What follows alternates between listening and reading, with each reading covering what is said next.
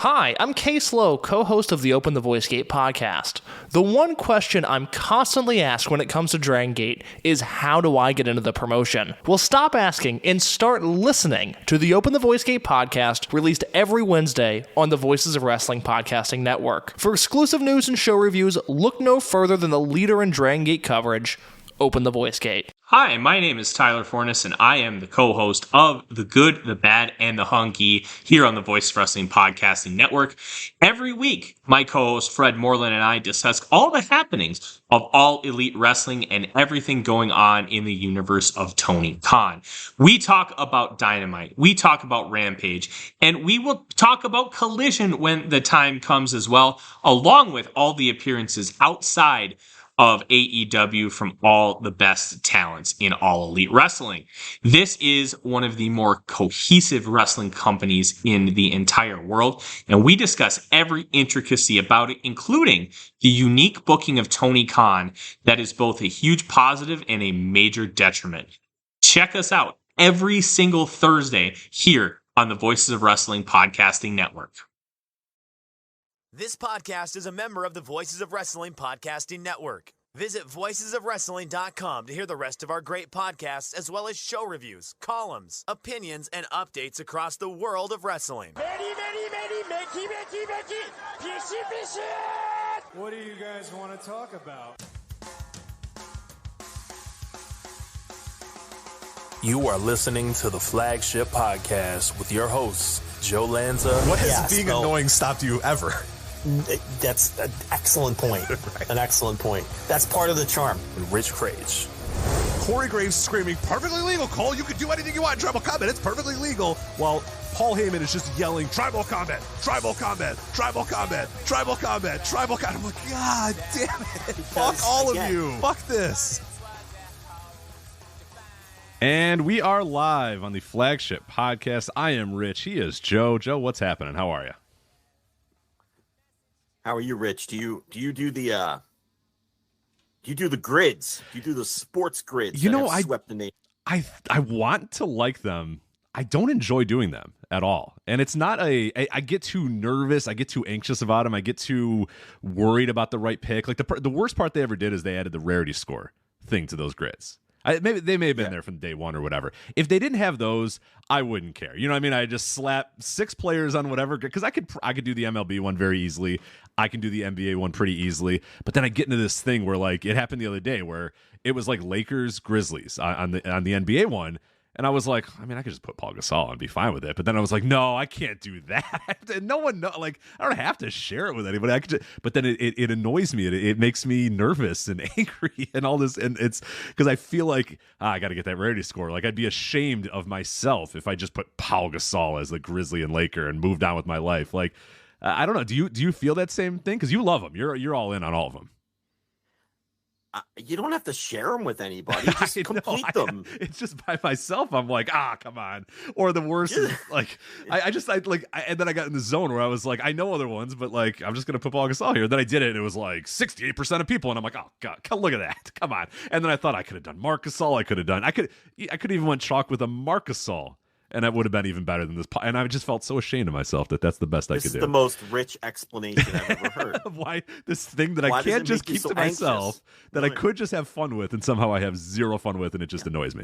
Are we winning prizes somewhere I'm not aware of? I don't know. I don't know why I make it so competitive. It doesn't have to be. Why don't you just fill the fucking thing out and feel the satisfaction of completing the grid? I should probably do that. Right? Yeah. But that rarity score, though. That rarity score, though. But yeah, what's your overall point here? Because you're a big fan of these. Well, I mean, baseball, I do chase the rarity score because obviously I could fill that every day very easily with chalk answers. So I challenge myself to get the lowest score humanly possible. But when I do football, which football is trickier than people think, because you might think you know football, but what you really know is skill players. And you could get lost very easily if you can't think of a skill player. But when it comes to football or basketball, I don't chase the rarity score. My goal is just to complete the grid. If I can get a rare one, if I get a Los Angeles Rams row, I'm over. chasing sub 1% on all three of them. You're digging deep You for know that what I one. mean? How long does it take you to do a normal one? Let's say you sit down, you crack the knuckles, you open up a nice fresh Coke Z. How long does it take you to complete like the baseball grid? Okay, if I wanted to go for speed, like if that was the goal. No, more like what you do, like on a normal one. Like if you're chasing that Raiders score, like you said. it. Yeah, Okay, the way so that you approach it. Yeah. Baseball, I'm trying to get the lowest score humanly possible. So sometimes I will do it over the course of an entire day. Okay. Like, I'll look at it, I'll fill a couple squares, and then the remaining squares I'll be like, I want to think about. Okay, I like that approach. I might take that because I feel like when I open it up, I got to do it right then and there. But I like, I don't do that. No, okay, because then if I'm taking a shit and I can be like, oh man, wait, hold on a minute. I have it. Sacramento King and Memphis Grizzly. I got it. Yeah. No, that's what happens. Like, I'll open the grid at noon, fill in a couple of them, leave 3 or 4 blank because I want to give them a good think to try to come up with a low one. And then maybe in the middle of my day, I just think of one and I'll pull the car over and punch it in. Or I'm taking a shit and I open it up and punch it in. So yeah, I don't try to do it all in one shot necessarily. Now, if I wanted to just do the baseball one as quickly as possible, I could probably do all of them in under 5 minutes. If I really some of them are really easy and you could do them all in like, maybe like under a minute if you get, a good break with your with whatever the teams are or whatever. But no, I take my time. I do them over the course of the day. Okay. All of them really. I probably finish the baseball one 90% of the time. Football, I finish maybe 50% of the time. Basketball, I finish maybe 40 to 50% of the time, less than football.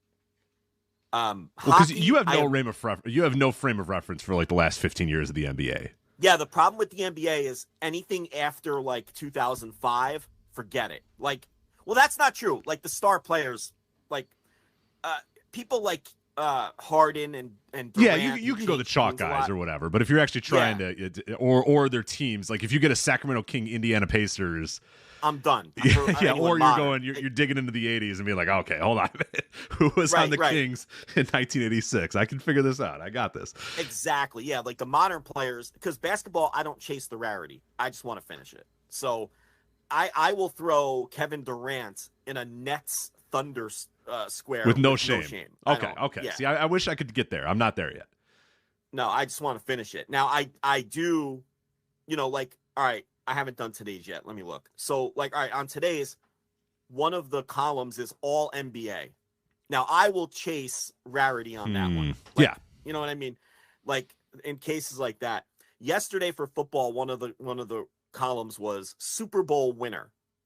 Now, I didn't punch in the fucking starting quarterbacks on the Super Bowl. Right. I tried to think. You put Patrick Mahomes in there. It's like, yeah. Right. I still tried to have fun. Like, I'll try to have fun with it when I know I can fuck around and get a deep cut. But if I'm struggling to think of one for basketball, I will put in a chalk one without any shame. Baseball, I don't. Baseball, I do try. Now, the reason I bring it up is because today, there's hockey.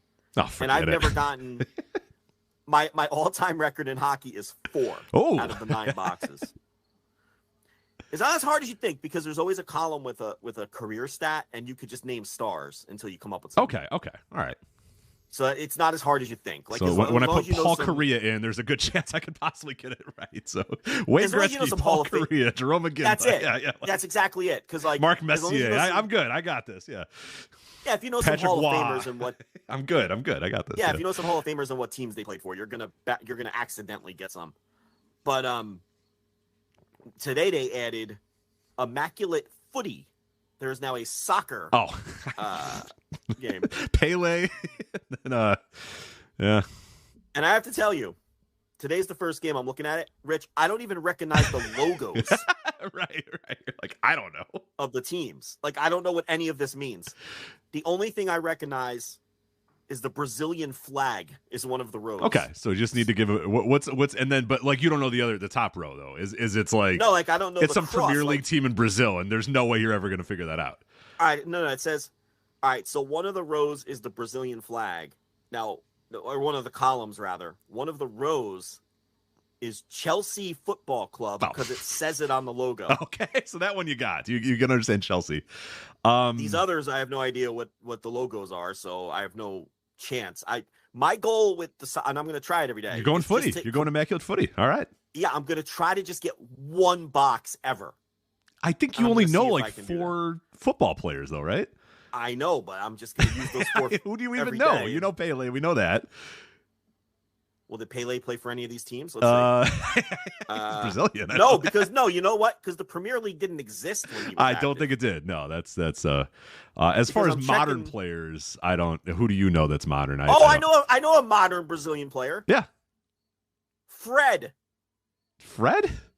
Yeah, his name's Fred. That's it. Like that's the whole name. Oh, they'll confirm that in the chat. Fred. Fred, just FRED. Is it all caps? Is he like an evil Japanese wrestler too? He's got all caps. I don't think they have heel soccer players. Okay. Let's see if Fred. You're gonna put Freddie Adu in there too. You're not talking about Freddie Adu, right? You're talking about a guy named Fred. Okay. I assure you, there was a Brazilian soccer player named active, Fred. And his name is Fred. Okay. No last name. Maybe that is the last name. No first name. All right. Anyway. What does it say on the back of his kit? Does it just say Fred? It says Fred. Okay. Yeah. I love that guy. His name is Fred. That's pretty good. Listen, yeah. Let's see if he played for Chelsea. Live on the air here. Fred. Yeah, he's a. You got one? I'm all fucked up. No, it's all fucked up. Look, there's 2 Freds. There's 3 Freds in the database. Uh-oh. There's one that played from 06 to 08. There's one that played from 05 to 09. Oh, here's our guy. 2013 to 2023. I've never heard of this man. It's not our guy. That's our guy.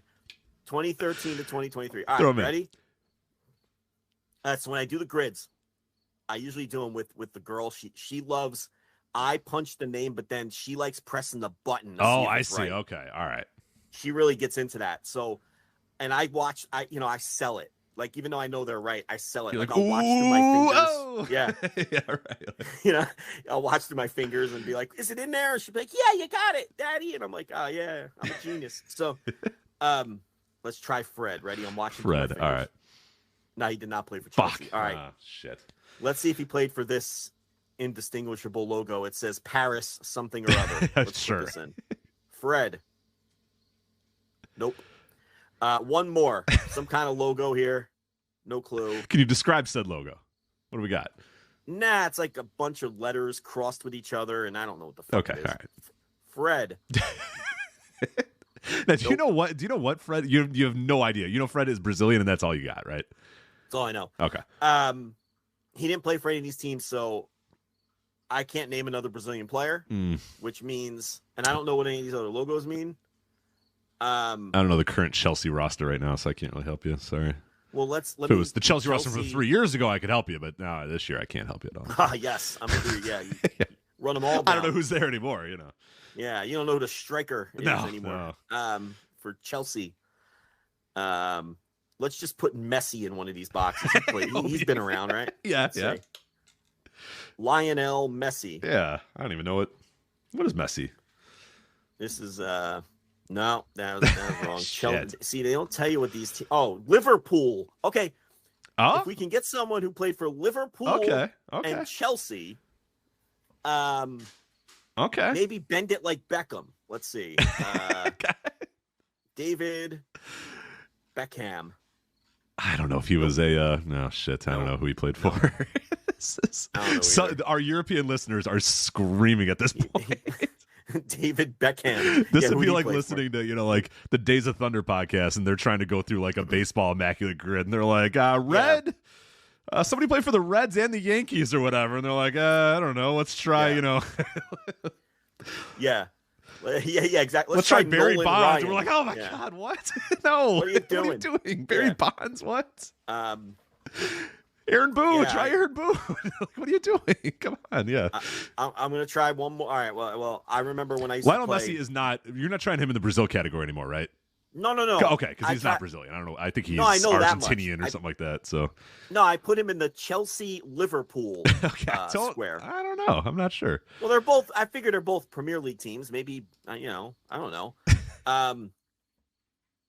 Let me try one of my other favorite players from when I used to play FIFA. The one FIFA I had. Like what, FIFA 98 or something like that for PS1 or something? No, it was like FIFA World Cup.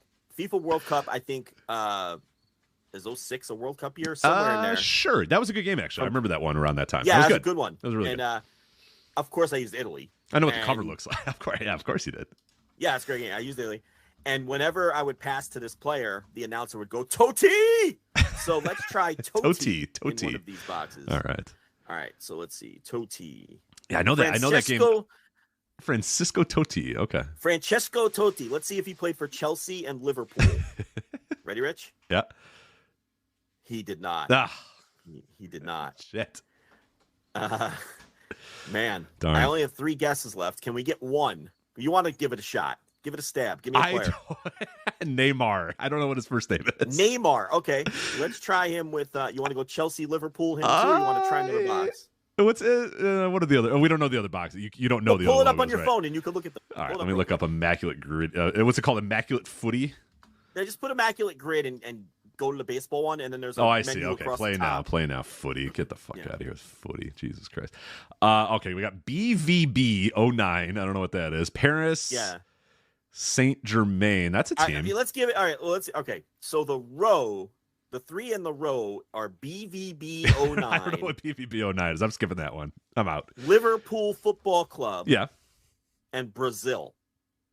The column is Chelsea. Mm-hmm.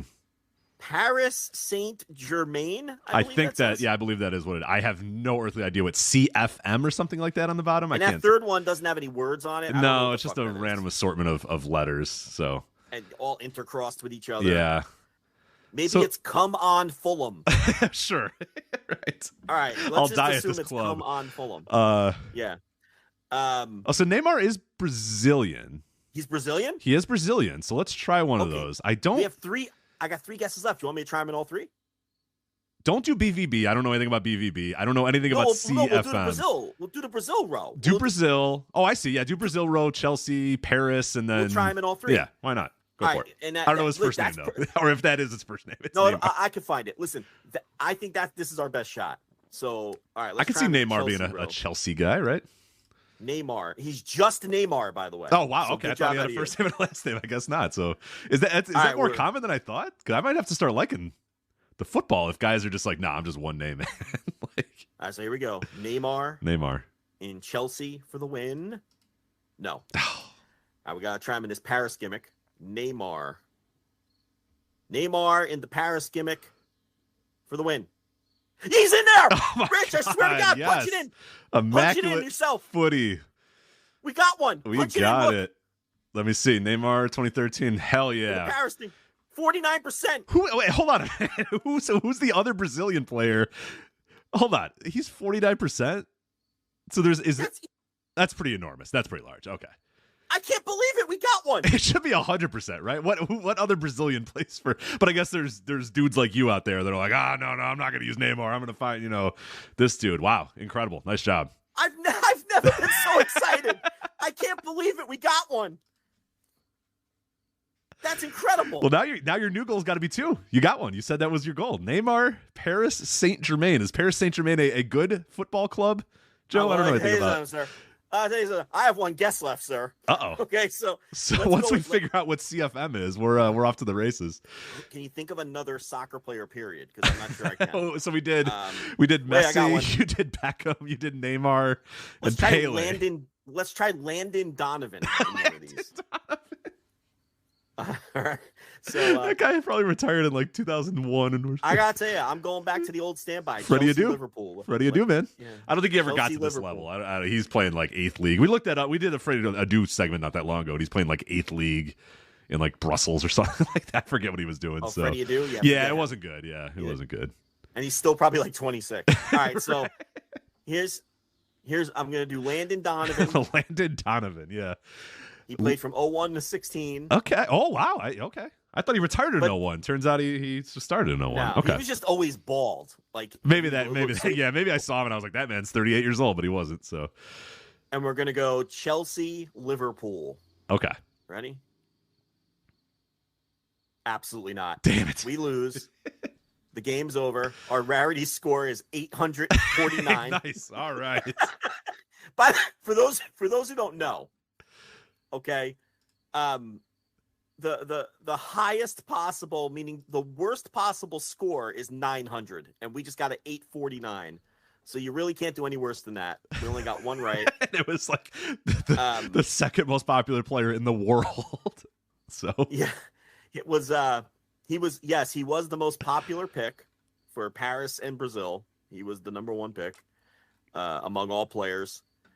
You know what? If we could have thought of Ronaldo, which I think we both are familiar with him, he played for that third team that we can't identify. Oh, okay, great. The team that we don't know. We may have gotten that one. The average player gets 5.2 correct. Okay. We got one. Okay, well. And we also got the easiest box. The box that we got, 90% of players have gotten it right. Got that one. All right, yeah. So, hey. I got to tell you, you know what? I'm making a decision here.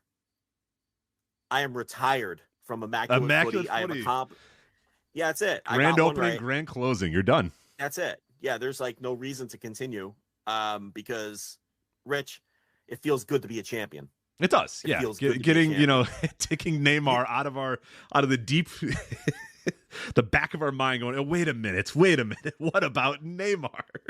You should have been in this room when his face popped up on the fucking grid. The green, yes.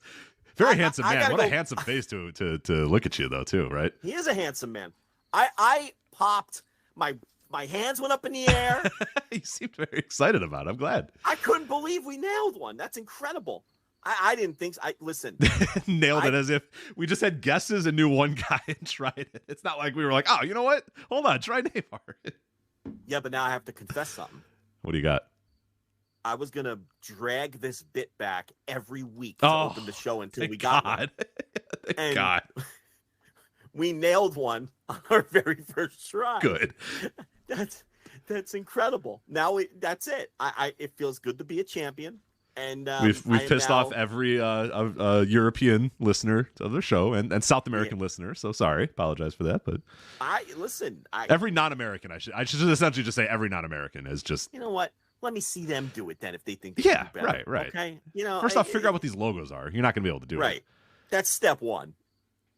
I'm surprised they do the logos and not the team. I guess the team names wouldn't help either. Because like the other one, like the basketball, they don't use the logo. They use like the team name. No, it's weird. Like only baseball and soccer use the logos. Even football doesn't have the logos. So I don't know. We don't have a lot to talk about. You want to just fuck it. Let's do hockey. Let's go. We don't have that much. Check out hockey. Like one of this is what I'm saying. Like one of the columns for hockey. Oh, so I'm gonna get it right now. Mark Messier's got to have is 1,000-point. 1,000 points. 1,000 points.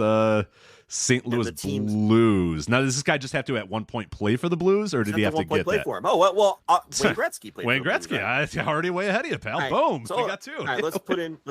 Who'd you put? Messier for the Rangers. I put Messier for the Rangers. I put Wayne Gretzky. Wayne Gretzky for the Blues. So I've now mentioned the two players I mentioned at the beginning of the show, where I mentioned 6 hockey players. I mentioned 2 of them already, which is a good start, I guess. Montreal Canadiens. We need a 1,000-point Canadian. Oh well, I got one. Who you got?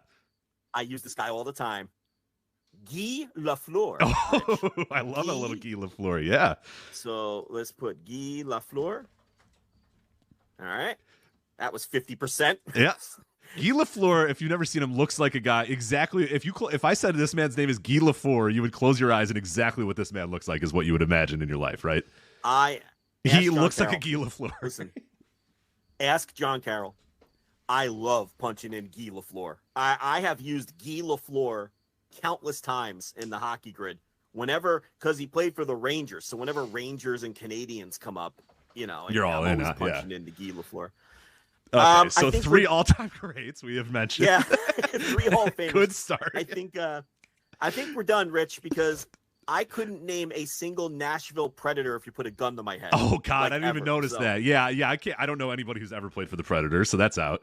Oh wait, hold on. PK Subban, I believe, was a Predator at one point. I don't know who else he played for. Let me try Canadiens. Let's see if PK. Hell, oh my God, look at this.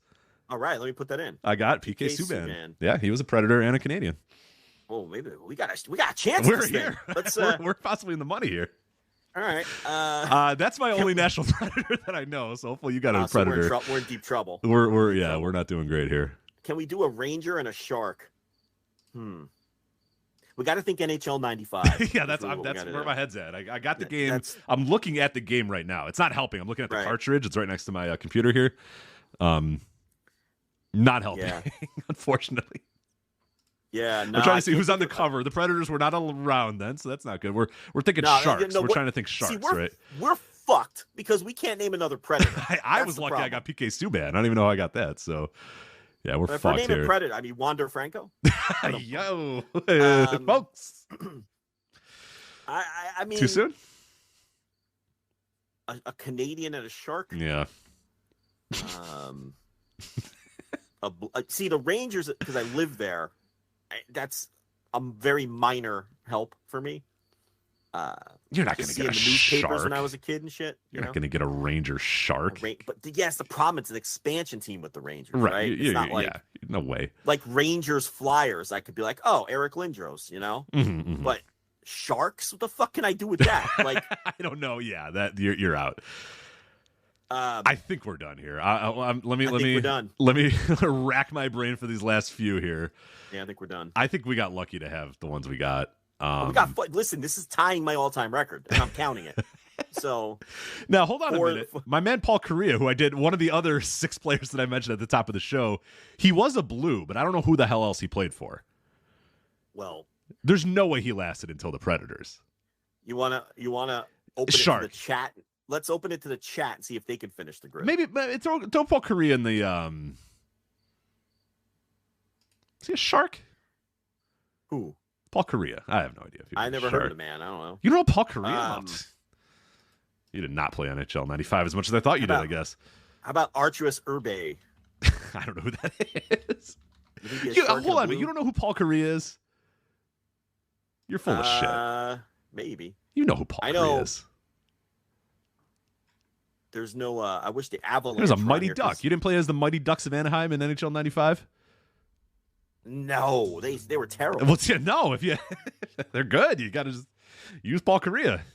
Nah, I was a Vancouver Canucks guy. Teemu Solani, I believe, was another guy on those teams. I don't know if I'm pronouncing his name right, but the Canucks with Pavel Bure and Trevor Linden and all those guys. Yeah, that's cheat. Oh, yeah, great. You use the Pavel Bure. Jeff Courtnall. Yeah, wow. Deep cut there. Yeah, I think you're. No. The only cheese team was the Blackhawks because of Grant Balfour or whatever. Whatever his name was. Eddie. Not Eddie Belfour. Yeah, Eddie Grant Balfour is a former Major League Baseball pitcher with an unfortunate name. Yeah, with an unfortunate name. I'm even a Tampa Bay Devil Ray pitcher. Oakland A too. If you get it to raise Oakland, I know he was both of those. So. There's no cheese in that game unless you use the Blackhawks. That's well known and established. I think we're done here. I think we're done. Yeah, throw Paul Correa in any of the Blues ones. Whatever. Try blue. Let's try Blues. Try Blues everything. Yeah. Paul Correa. Nope. Shit. Try Blues Predators. Why not? Blues Predators. We already lost. So yeah, we're done Paul anyway. Correa. No, yeah. There you go. 29%. How long did he play for? Paul Correa, Blues Predators. Huh.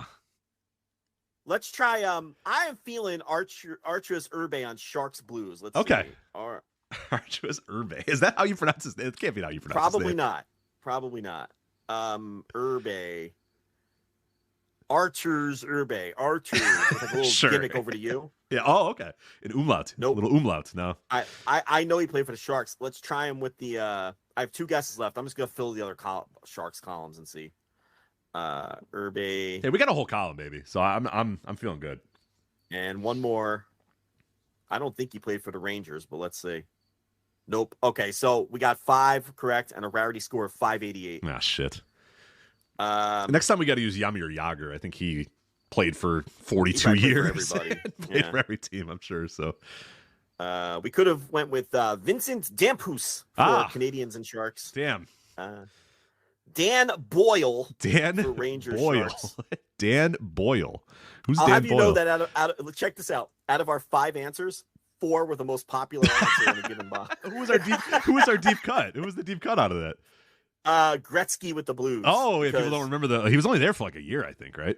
Well, normal people just went with Brett Hull. Right. I forgot about Brett Hall. Yeah, okay. We went with the guy who an played iconic 60 blue. games. Yeah, an iconic Blues player. Right. We chose the guy who was there for 60 games or whatever. I'm going to tell you why, because every time I open Hockey Grid, I see if I can put Gretzky somewhere. Yeah, right. Because that's, I'm like, all right, can I use Gretzky, Lemieux, or Messier? That's the first thing I do.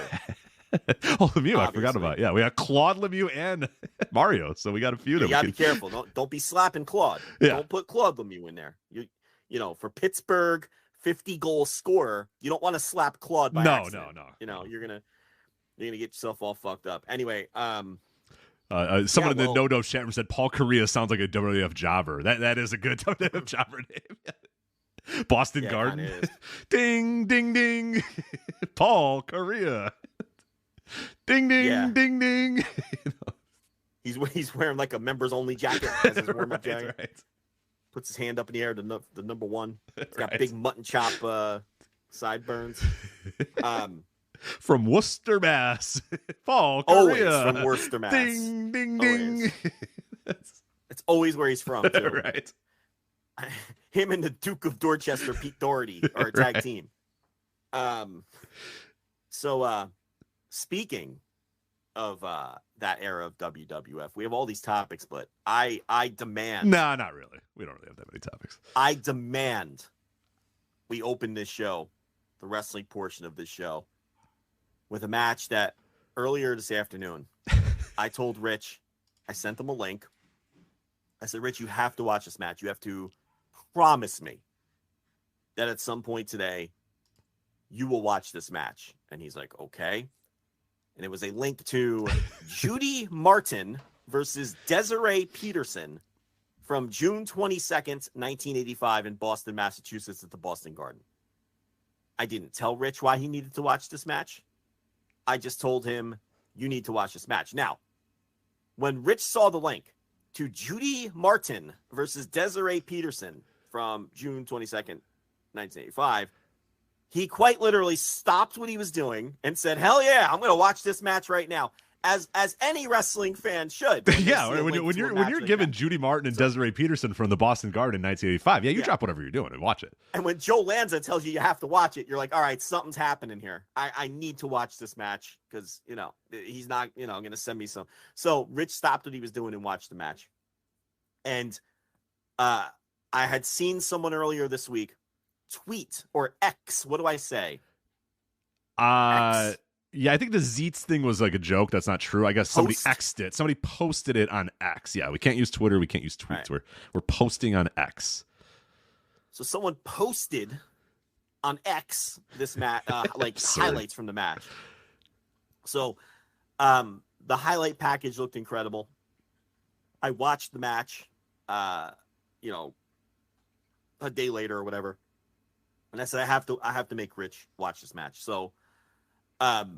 First of all, within the first 20 seconds of this match, Gorilla Monsoon and Mean Gene Okerlund are the most canceled men alive. Oh, they're done. Yeah, they're over. They're over. And it doesn't get better. They don't get uncanceled at any point during this match. They are relentless in this match. They introduced Judy Martin, the ring announcer, as weighing in at 160 pounds. Judy Martin is not the ring announcer, by the way. The ring announcer announced Judy Martin as Judy Martin at 160 pounds. And the very first words out of Gorilla Monsoon's mouth are, oh, there's no way she's 160 pounds, Gene. And Gene's like, no, she's at least 188 pounds. They're like, I don't know when they took that measurement, but she doesn't look 160 right now. That is a much bigger lady than 160 pounds. I mean, they just don't stop. Yikes. They are relentlessly going after this woman. Then they announce, the ring announcer announces Desiree Peterson, who is from Copenhagen. And they make a Copenhagen joke in the direction of Judy Martin. Gorilla goes, I believe that's pronounced Copenhagen. But you don't want to tell these ladies they're from Copenhagen. Right, Mean Gene? And Gene's like, no, the ladies don't like to hear that. Even if they are a little porky, they're from Copenhagen, not Copenhagen. And I'm sitting here thinking, what the fuck dimension did I land in? Yeah, this is like the first minute of this match here. And they don't stop later on in the match. So now if you recall, once again, if you recall, when we did our deep dive on Joshi and the Dodo Yef on flagshippatreon.com, if you want to go back and listen to that, Gorilla was giving it to Judy Martin's weight in that a bunch of the matches there. So I don't know if she was in on this. I hope she was in on this, or else. Yeah, but it was also the 80s, so maybe she wasn't in on it. But yeah, no, because then later on, they're like doing a spot, and Monsoon goes, "Oh, this is hard for Desiree Peterson. Judy Martin must have her outweighed by 40 pounds here. Look at the size of her." He does, yeah. Because Mean Gene tries to say, he's like, "Well, Judy Martin's got an experience advantage over Desiree Peterson." And Gorilla goes, "She's got a weight advantage, too. She's got to be 40, 45 pounds heavier, too." Because Mean Gene was just like, "Yeah, she's more experienced." And Gorilla's like, "She's bigger. She's so much fatter. What are you talking about, Gene?" It's like, look at the size of her. Yeah, I couldn't believe it. And by the way, Judy Martin's not like, it's not like Bertha Faye out there. It's like, Judy Martin's a very normal sized woman. She's, there's a chance she was under 160. Like, I'm not even positive she was.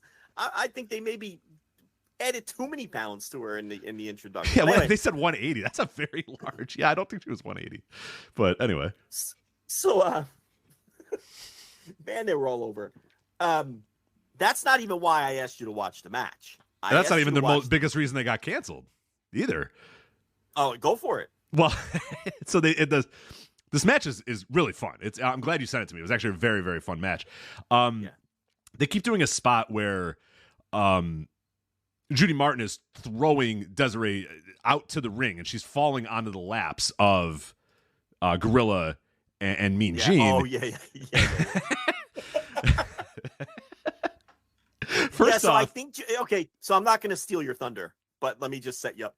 So, like, Judy Martin twice took Desiree Peterson by the hair, flung her outside the ring onto the announcer table, which at that time would rest right up against the ring, and into Monsoon and Okerlund.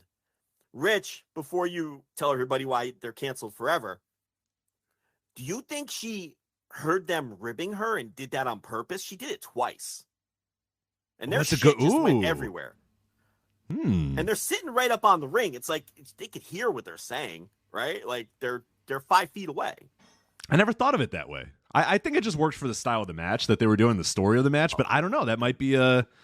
Well, the match fucking rocked. We'll get into that. Yeah, the match ruled, yeah. But anyways, I don't know. That's an interesting point. That's an interesting point. I don't know. I don't know. I'm not sure. It may have worked for the story, but it didn't help them. They dug themselves a deeper hole afterwards. No, she threw her into that table twice. Yeah, you're right. The second time felt like, all right, motherfuckers. But I don't know. Yeah, like, all right, we already did this spot. Yeah, but tell everyone why the fat shaming was the least of the concerns here. Right. Unfortunately, the fat shaming was so. First off, this Desiree gets tossed on a Gorilla and Mean Gene.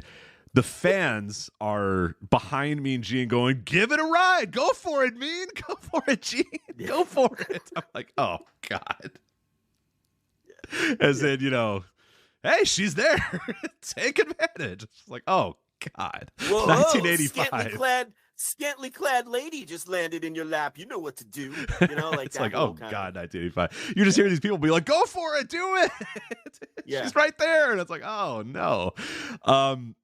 So you ever see those? I swear I'm going to let you make this point. No, you're good. You're good.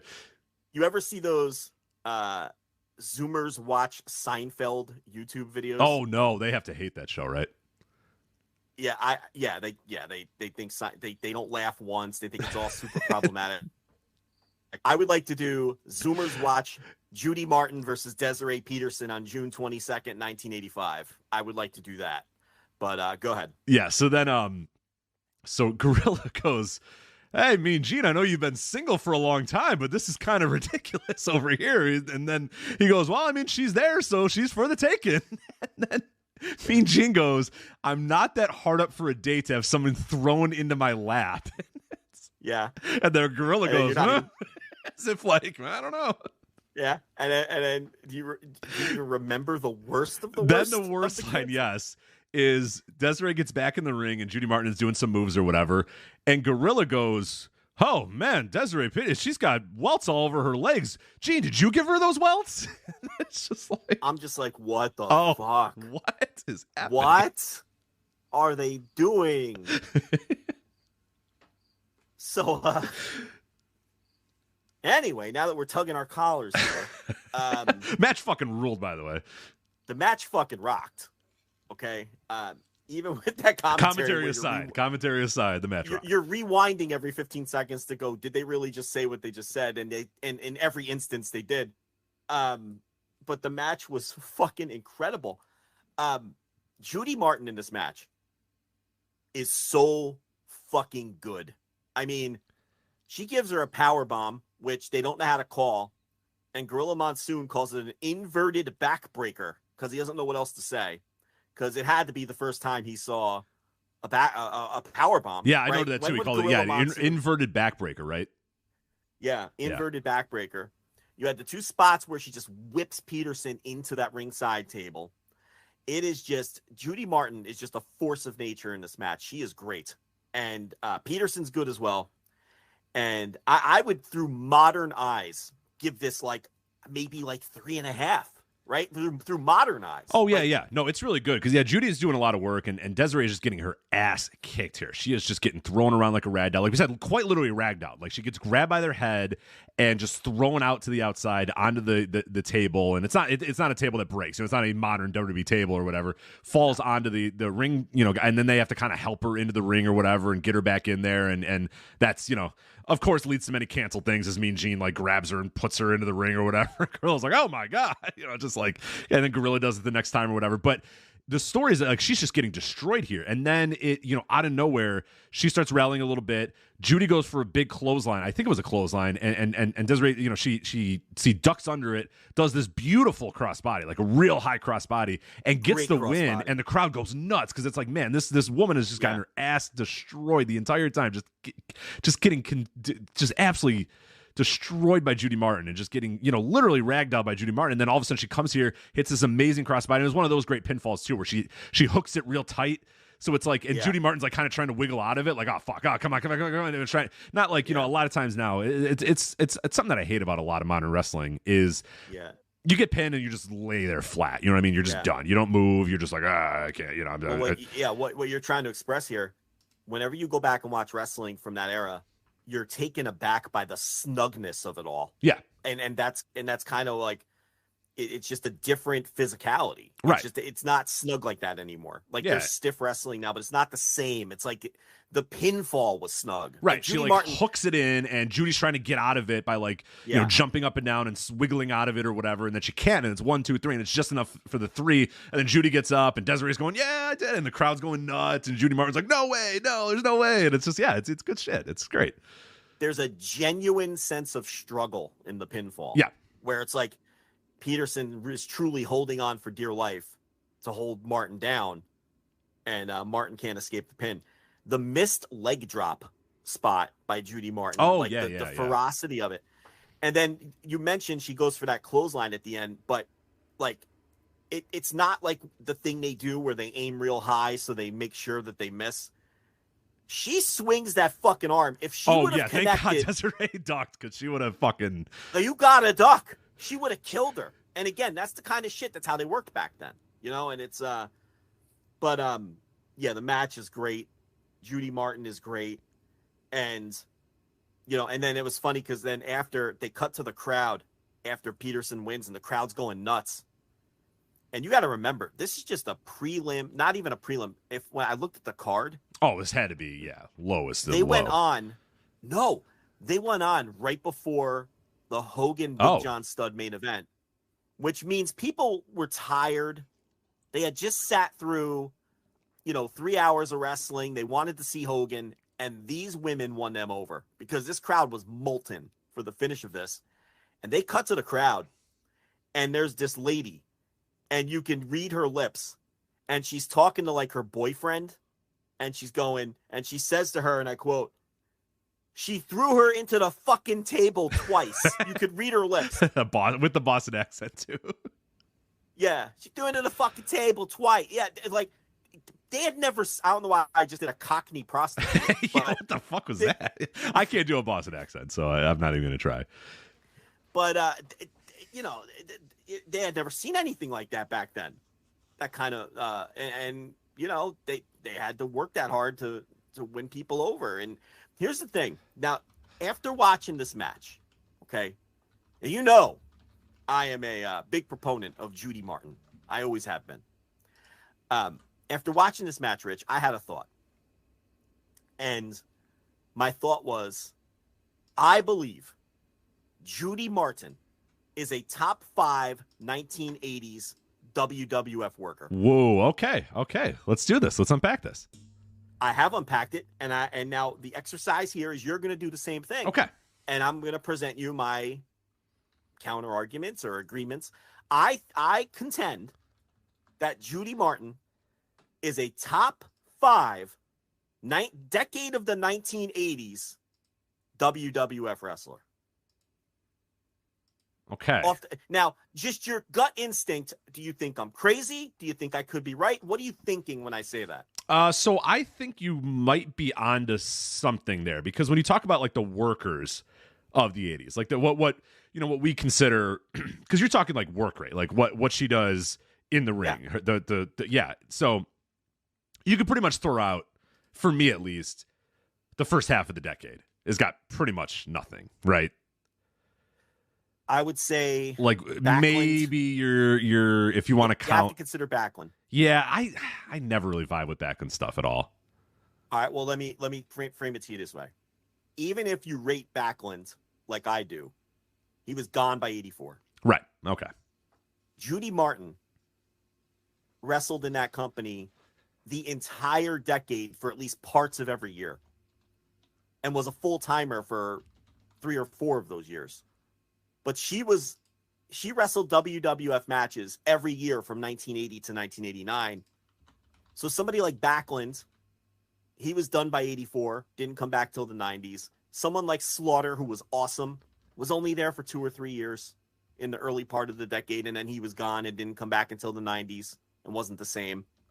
Pat Patterson, again, when did he stop? 84-ish? He didn't wrestle into 85, right? So that first half of the decade, like you're saying, it's like even the great workers from that, they didn't, there's no one who, I would argue Judy Martin, I would put her ahead of them because she wrestled the whole decade. Right. Because her single like stuff Shawn looks a lot Michaels like this. too. Like he wrestled in 88 and 89 or whatever, but that's like 2 years. Yeah. And all tag teams, really. Right. Mostly tag teams. And only 2 years. So, you have guys on the back end. Throw some more names at me. And So here's my initial list that I wrote down as you were talking here. So my initial list is Tito Santana, Bret Hart, Ricky Steamboat, Paul Orndorff, Randy Savage, Dynamite Kid, Lanny Poffo, Mr. Perfect. All right, let's attack these. Tito is an absolute top 5 contender. Okay, we're locking Tito in. Because he's a contender for top 5 because he was there the whole decade for the most part.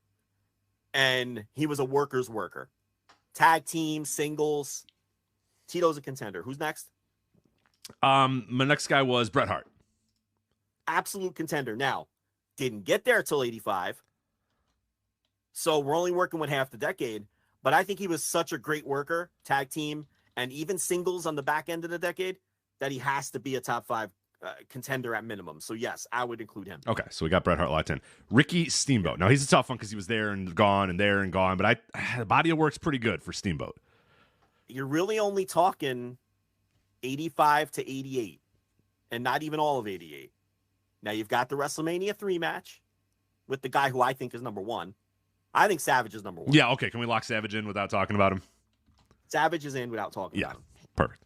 I would make him. I honestly, I think would be my number 1.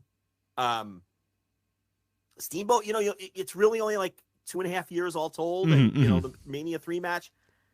I think you have to consider him, but I can't. This is gonna sound nuts to some people. I can't definitively say I would put him ahead of Judy Martin. Okay, so he's not officially locked in. We'll have to argue about him a little bit later. Orndorff is an interesting one. This is your fault because you've made me watch a lot of Paul Orndorff over the last couple of years, and I've really become to really, really respect him.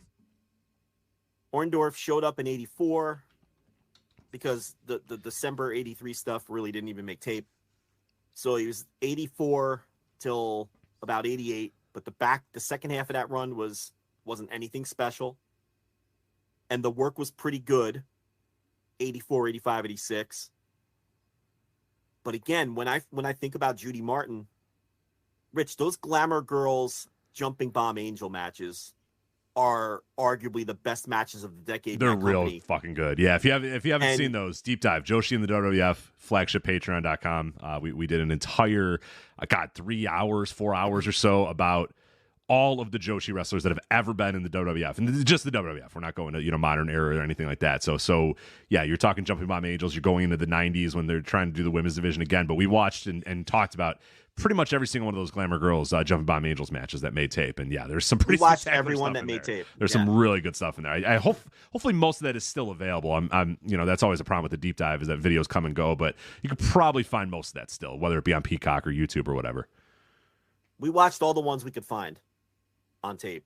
So I think we saw most of them, at least all that were available. Those matches are great, and it's not just, and all 4 of those women contribute. Judy Martin's a great wrestler. So what I'm saying is, and she was full-time in that team for a year and a half or 2 years, and then all the single stuff throughout the decade. I would put her over Orndorff, honestly. I would. Dynamite. He's absolutely in the top 5. Okay. No question. All right. So we got right now. So right now we got Savage, Dynamite, Bret Hart, and Tito Santana that you've locked in. Because remember, Dynamite wasn't just the Bulldogs. He had the MSG match with Tiger Mask. He got the Tiger Mask part of the too. decade. Yeah. So he's in. From 82 till his back fucking goes, 88? 87. I was going to say 87, 88. Yeah. He's good. He's great. So Lanny Poffo exactly. is a guy who is weird because, he's kind of a dorky, pick. I probably wouldn't put him in my top 5, but I always appreciate his work, but he's kind of a dork pick. You know what I mean? I don't know that I could.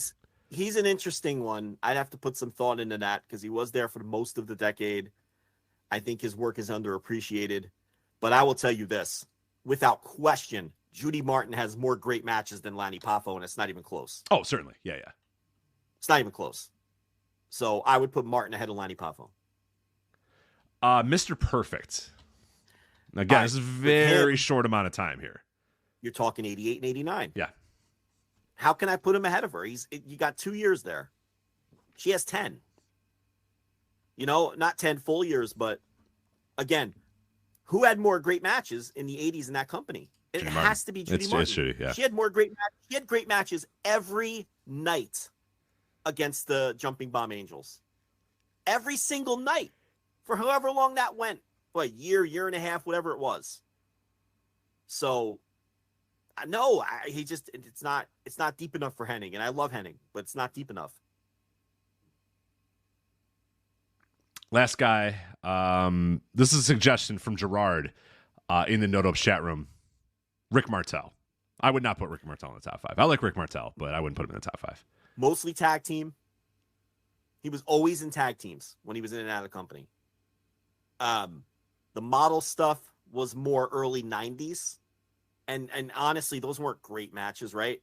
I mean, he was good. Because Strike Force broke up in 89. Right. And, he teamed with Gorilla earlier in the decade. Yeah, he was better other places in the 80s, but I don't know if I would put him top 5 in WWF in the 80s. Now, to be fair, a gigantic chunk of Judy Martin's case is a tag team, right? So, but then you discover gems like this one, and you're like, holy shit, what was she doing on a nightly basis? You know what I mean? She had a match the night before against Peterson and MSG, which I'm sure is out there, and I'm sure it's a very similar match in quality. So it's I wish we could see that one. If she does the table spot with Gorilla and right, or exactly. whoever would be at MSG or whatever. I don't know if it would be Gorilla and Mean Gene at MSG. All right, so I would put Savage ahead of her, Dynamite ahead of her. I've got to put Bret ahead of her. The ones we locked in. We locked in Tito. We locked in Bret Hart. We locked in Savage. We locked in Dynamite Kid. That's top 4. So or in the top 5. I shouldn't say that. That's not in order. So someone's got to give me one. You got a Ted DiBiase. Would you make a case for a Ted DiBiase? A Rick Rude? DiBiase showed up in 87 and was an excellent worker. The problem with DiBiase is because of the people he worked with. Right. Hogan, tag teams with a broken down Andre. You're not going to find a lot of great matches. He didn't have a lot of work rate matches at that point. in his career. He had someone savage. Would I kill somebody if they, would I argue very hard? No, I would not. It's Ted DiBiase. I wouldn't argue real hard with a lot of these. I just am picking Judy Martin over most of these based on the fact that she was there the whole decade and she was great. And I think she's underappreciated. I really do. Oh, you do? Yeah, we've been trying to. You especially have been trying to bang the Judy Martin drum for years and years and years. Hopefully, maybe this segment will do it. We're leading our show off basically with Immaculate Grid footy, Immaculate Grid hockey, and Judy Martin talk. I love this. This is a great show here. I'm gonna tell you right now, Judy Martin working 1980s style is better than 95% of the women in American wrestling today. Easy. Who would you put over Judy Martin today? In America? Rich, I'm not sure I can name 5. She's better than everyone. Works a different style. Certainly works a different style than everybody. All the other women in America do right now for sure. I mean, she smokes Becky Lynch. Oh God! Oh, dude, are we done with the Becky's actually good thing? I mean, I'm not picking on Becky Lynch. I'm just naming people. Mercedes for sure. Mercedes is better than her. I'd rather watch Mercedes than I would. I would. It's closer than you think. Who's the cleaner worker? Oh, God, Judy Martin, of course. Who works with more ferocity and intensity? Yeah, Judy Martin. It's closer than you think. I know people think I'm nuts, but they need to go watch Judy Martin. But just some stuff. Becky Lynch, Britt Baker, Trinity, Fatu over in Impact. She's better than all of these people. Yeah, Bianca is good. I like Bianca a lot. She's better than Bianca Belair. What about Tony? What about Tony Storm? Tony and Jamie are kind of the modern day. If you're looking for a modern comp, you know what? That's it. You nailed it. If people are like, who the fuck is this Judy Martin? Think Tony Storm or Jamie Hayter. That's her style. She'll rip your fucking hair out, and then Jamie Hayter is the best comp possible because Jamie Hayter looks like she's hurting people, and Judy Martin looked like she was hurting people. So it's like, is she a top 5 WWF worker? All right, well, we did the exercise. Do you think she's closer to top 5 than you thought she was when I posed the question? Yes, yeah. A few other people that I'd throw out there, you can.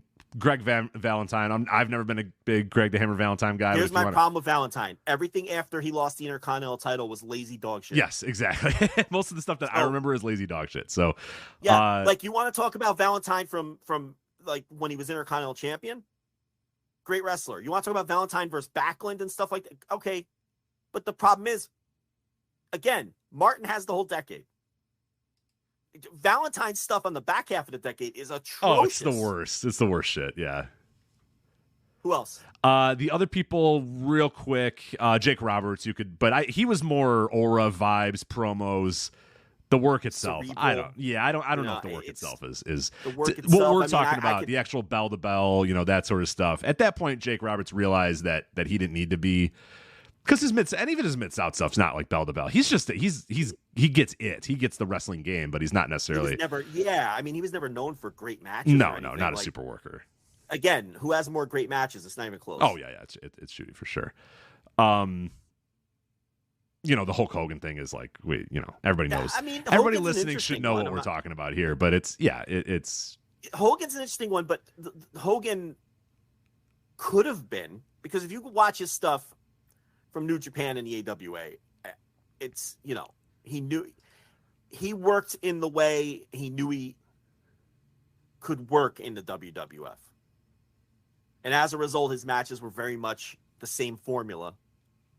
So, no, to take the question seriously, I'm watching the Judy Martin comp tape and not the Hogan comp tape from 80s WWF. For sure. Yeah. I always loved. I don't know if you had the similar thing that I did. Like there was a period where everybody was doing like Hulk Hogan. If you see him work in Japan, it's like really good or whatever. And then I watched like his matches in like SWS or whatever, and like he would do like a drop to hold. Like his early New Japan stuff and his early AWA stuff is different. You know what I mean? Like that's like. Yeah. But then you go and watch like his 19. Like he'd pop up in Japan every so often in, the 90s or whatever, and he would do like a drop toe hold, and people were like, look, see, he knows how to work. And it's like, all right, he did a drop toe hold. Like, it's fine. Chill out. Yeah, because he knew he had to do that stuff in Japan. Yeah. But by then, he didn't have any athleticism left. So it was funny watching him do it. And it was still terrible because one people were at like, you. he really tries when he goes into Japan. And then you'd watch and he's just like, does the slowest drop to hold you've ever seen in your life. And then like does a go behind. And it's like, yeah, okay. I mean, but I appreciate that he went there and realized, fuck, I gotta try a little bit here. I can't just do my old shit. And it wasn't over. But I always appreciated about him that he knew if he went there. But I always thought like, oh man, I'm gonna watch like the super worker here in New Japan, and then I'd watch his matches and I'm like, he's just Hulk Hogan, but he did like, well, no, you got to watch like 82. yeah, right. He would do like an arm ring, where people are like, I don't know, look at him in New Japan, he's a different animal, and I'm like, all right, calm down. No, not 90. Yeah, right. Whatever. His SWS and his like, I'm leaving, American wrestling and going back to New Japan, brother. Like that stuff is, Yeah, the Hansen match, things like that. I'll throw one at you. Coco Ware. Ooh, see, but WWF, no. Yeah, this is strictly. Yeah, if it's 80s, WWF, no. Strictly that decade and strictly WWF. You're going with Judy Martin? I'm going Judy Martin over. Yeah, I love. If we're talking, we're talking other. If I could take Coco Ware other, I might. His career? Yeah. You take his career. Yeah, but I'm not taking him for no. It's like Steamboat. You take Steamboat's career. Yeah. But I want people to understand what we're talking about. Like, this is a specific decade and company. This kind of thing like DVR or PWO used to do. Like we're looking at a decade in one company, and then nothing else counts. Adrian Adonis. Nah. He got bad fast when he. Yeah, it was real fast. And again, there's nothing. He didn't get the chances really. Like what chances did he have to? I mean, if he went out there and started trying to be a worker, like no point in doing that. Again, he was a great worker, and it's unfortunate that people might only remember when he was 400 pounds doing the gimmick. But I can't take his decade over Judy Martin's in that company. I can't do it. Are we forgetting anyone obvious? I don't know. I think we covered just about. At least to me, I think I covered everybody. Maybe some guys from the early. I mean, we mentioned Slaughter, Backlund, Valentine. I don't like that. Patterson. I don't. The bell to bell of like the early '80s WWF does nothing for me. It's really bad. But those guys were good. I can't knock. And now you didn't like Backlund as much as a lot of people, but I do appreciate Backlund's work. If you're a Backlund guy, you could definitely put him. I guess you could put like as a tag team if you wanted like the Killer Bees or whatever. But I don't know. Yeah, that's. Yeah, no, the Killer Bees guys, they didn't get enough opportunities outside the team. But again, to be fair, without the Glamour Girls, we're not having this discussion. Let's be honest. So, trying to think, I feel like we might be missing someone from the early 80s. But, with Kurt Hennig, we didn't consider his early 80s WWF stuff. Yeah, but he's still he's a baby then, man. He doesn't know what he's doing then. 1981. He's losing prelim matches in 6 minutes. No, that was no count. Against like baby Eddie Gilbert. Right. Oh, those matches rule. Yeah. I mean, they don't rule. They rule in like the standpoint of like, oh my God, it's like young, fiery WWF babyface Eddie Gilbert versus Kurt Hennig. It's like, what? It's this alternative universe where these two guys are in the WWF. Not as Mr. Perfect and not as Eddie Gilbert, as the Eddie Gilbert you know him as. He's like fiery babyface Eddie Gilbert. They even looked alike when they were, 20 years old. Oh, yeah. The same hair, the same like kind of, yeah. Someone brings up Owen Hart. Grant Akuma brought up Owen Hart. That's Grant Akuma that comes from a place of expertise. I don't know. What do you think? He's like just 80. He's just 88 and 89 though at that, or just even 88, right? Because he only did the little bit of time there, right? I think he left in it. Didn't he leave in 89? I want to say he came in 88 and then left in 89. So, or maybe he was just there. No, you know what? No, I think he was just there in. No, you're right. Just 89. Came in didn't he come in late 88? Maybe. No. Maybe it was late 88. I know for a fact it was 89, but I don't know how much longer. We're talking maybe not even a year. Right. The brief Blue Blazer run before he left, went to WCW, and then came back, obviously, a couple years later. But yeah, we're talking, I don't know, a couple months, maybe maybe half of a year. I don't even think a full year. How can I put him over someone who was there the whole decade? Because, I mean, listen, I'm going to read you the rest of this card. This was undoubtedly the best match on this card. Sure, yeah. 1985 for sure. Yeah, go. Steve Lombardi defeats Jack Armstrong. Armstrong had to be fucking 50 years old. That sounds awful. Yeah, that sounds terrible. You just hold on to your fucking hat, sir. George Steele defeats Moondog Spot in 4 minutes. This is what I'm talking. Randy Old WWF sucks, man. I hate watching bad. The loose ropes. The ropes are so loose, and I hate it. I hate it all, man. Now I love the shows for other reasons. Yeah. No. You can't. You got to like them for. You got to go in going, I'm watching old WWF for blank. Yeah. But yeah, if you want to go to Jim Crockett Promotions in 1985 if you want to see some work, but not you're not watching that in the WWF. Compare this card to a show the same day in Charlotte.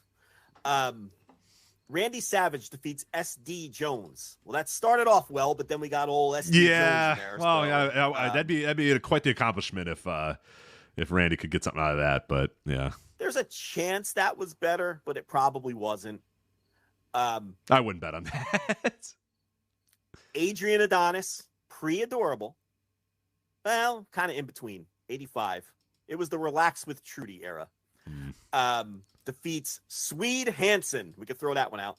Yeah, I know that wasn't good. So the Missing Link defeats Tony Gurria in 3 minutes. Oh my god! No. I guarantee that's negative stars. That sounds so bad. Missing Link, and then Tony Gurria with his big fucking hair, all old and Tony shit. Gurria. He was 50 by then. Yeah, he's so old. I can't. 1985 Tony Gurria. I love that hair. I love Tony Gurria hair. He kept that hair, man, until he kept that hair until all the way into like the 2000s, man. Yeah, I appreciate that. That's he's still alive, right? Tony Gurria is still with us. Yes, he is. Okay, good for him. Blocking people on Twitter. Is he blocking guys on Twitter? Good for him. Yeah, you mentioned him, he blocks you. Good. He's got the right idea. Yeah, that's the best way to use Twitter. Junkyard Dog defeats Greg Valentine via count out for the Intercontinental title. Now, Dog was shot. Yeah. The minute he walked into the company, he was shot. Okay. All right. How about this one? Try this one on for size, right. Rich. It might be our only contender, honestly. Lanny Poffo defeats Barry O. Okay. In 12 minutes. Okay. Probably not, but I like some Barry O. I like some Barry O. So. Nikolai Volkov. Oh, no. Already Can I stop right now? Yeah, stop. Move on. I don't know. Who was he against? It doesn't matter. Who was he against? It was Volkov and Sheik. Okay, no. I know that wasn't good. See, I would have saved you some time. Nikolai Volkov. Unless it's Lou Thez and Ric Flair on the other side of this. Right. Yeah. Volkov and Sheik defeat Barry Windham and Mike Rotundo to retain the World Tag Team. No, that wasn't good. Man, you got Volkov, you got Sheik without Slaughter, and you've got Mike Rotundo. It sounds. I'm falling asleep thinking about that match. Mike Rotundo stinks, man. God. Oh, he's the shits. Is there a worse family than the Rotundos? You're right. Yeah, right down to all of them. Yeah. I'm serious. Is there a worse family than the Rotundos? Yeah, JoJo's a bad ring announcer. Bray Wyatt stinks. Bo Dallas might be the best of the crew, and that's not saying much. He might be the best. Then we had Desiree Peterson and Judy Martin, and the main event was Hulk Hogan defeats Big John Studd by count out in 13 minutes. No, I know that wasn't better. And Big John Studd fucking stunk. Yeah, he was terrible. I guarantee you that's the best match on the show. Lock it in. Yeah, for sure. There's no way. What was our only other contender? Barry O and Lanny Poffo was our only other contender. Yeah, maybe Randy Savage got something out of SD Jones. Maybe. That's it. Think of it this way. on the house shows that Judy Martin worked, and she worked a lot of them, I would be willing to bet. Let me think about this a second. Bare minimum, the floor. 50% of the house shows she worked in that decade in that company, she was in the best match. Does that sound preposterous or fair? It honestly probably not. It might coming into the once you started getting the late 80s and the standard kind of got up a little bit from whenever until like 1986 for sure. By 87, 88, 89. But those were the glamour girl jumping bomb angel matches. Right. So they were out there delivering. You're right. I think there's a chance she was on the best match on the show at least 50% of the time. I could buy it. Yeah. I'm a Judy Martin super fan. You are? There it is. We just did an hour. They say I don't like the women's wrestling. I say nay. I don't like bad wrestling. I don't care if you're a woman or a man. Judy Martin rocks. There it is. Okay? I got to tell you. I think she's top 5 of the decade. I won't argue hard if you throw some of these other people ahead of her. But I got to tell you, if you don't have her in the top 10, I think you're out to lunch. Is that fair?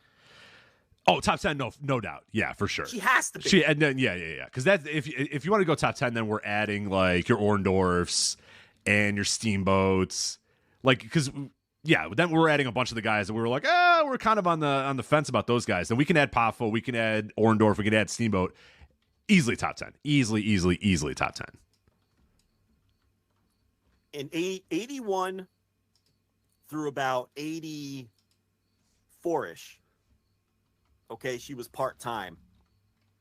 By 85 and then through the end of the decade, she was all over these fucking house shows. I mean, I don't know. I don't know.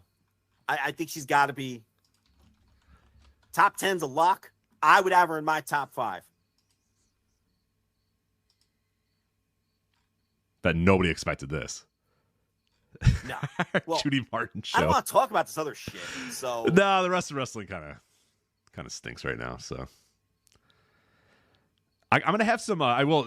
Speaking of the women's wrestling game, I'm gonna have some Stardom Recs for you next week. All right. Oh sure. I got a few. You know me. No, you know me. Every time I recommend one to you, you always end up liking it. Yeah. You're gonna go. Everybody else is gonna. If you ask other people for their 5-star Grand Prix thing, they're gonna give it 24 matches and say, actually, I would just watch everything. You know, I would watch every show. I'd watch the first show and then I'd watch these other 9 matches. I'm just gonna give you 1 or 2. I'm compiling the list right now, going through that. I think there's a few you got to watch that I know will work for your sensibilities. All right. One of the matches, I don't know when I can get to them. That's one of the matches is unfortunate because it's very good, but one of the women has a tail. So I know that that is on the. I have a list here. I have a couple matches, and then I have a line. I said it says recommend ?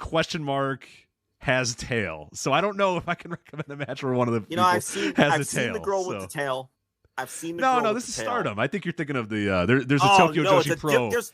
There's 2 with a tail. It's just a fuzzy tail. It's a small tail. No, you're thinking of like the one person that's got like the full like. It's like a flying spider tail or whatever. The girl I saw. No, that's Tokyo Joshi Pro, the one with the big tail. She got a long tail. It's like the Tanuki. It's like the Tanuki tail. Yeah, that's the one you're thinking of. What the fuck is a Tanuki? The Tanuki Mario. You know Tanuki Mario. She got the long tail, and she's got boots that look like paws, furry paws. Right. You played Super Mario 3, right? Or were you only playing Tecmo Super Bowl? Yeah, when you could fly as Mario, and he was like kind of the. You could do that now in the Super Mario world or whatever. Yeah. I play that almost every day. That's a great game. That blew some people's minds. Every day, huh? Well, I play with the kids. They love that game.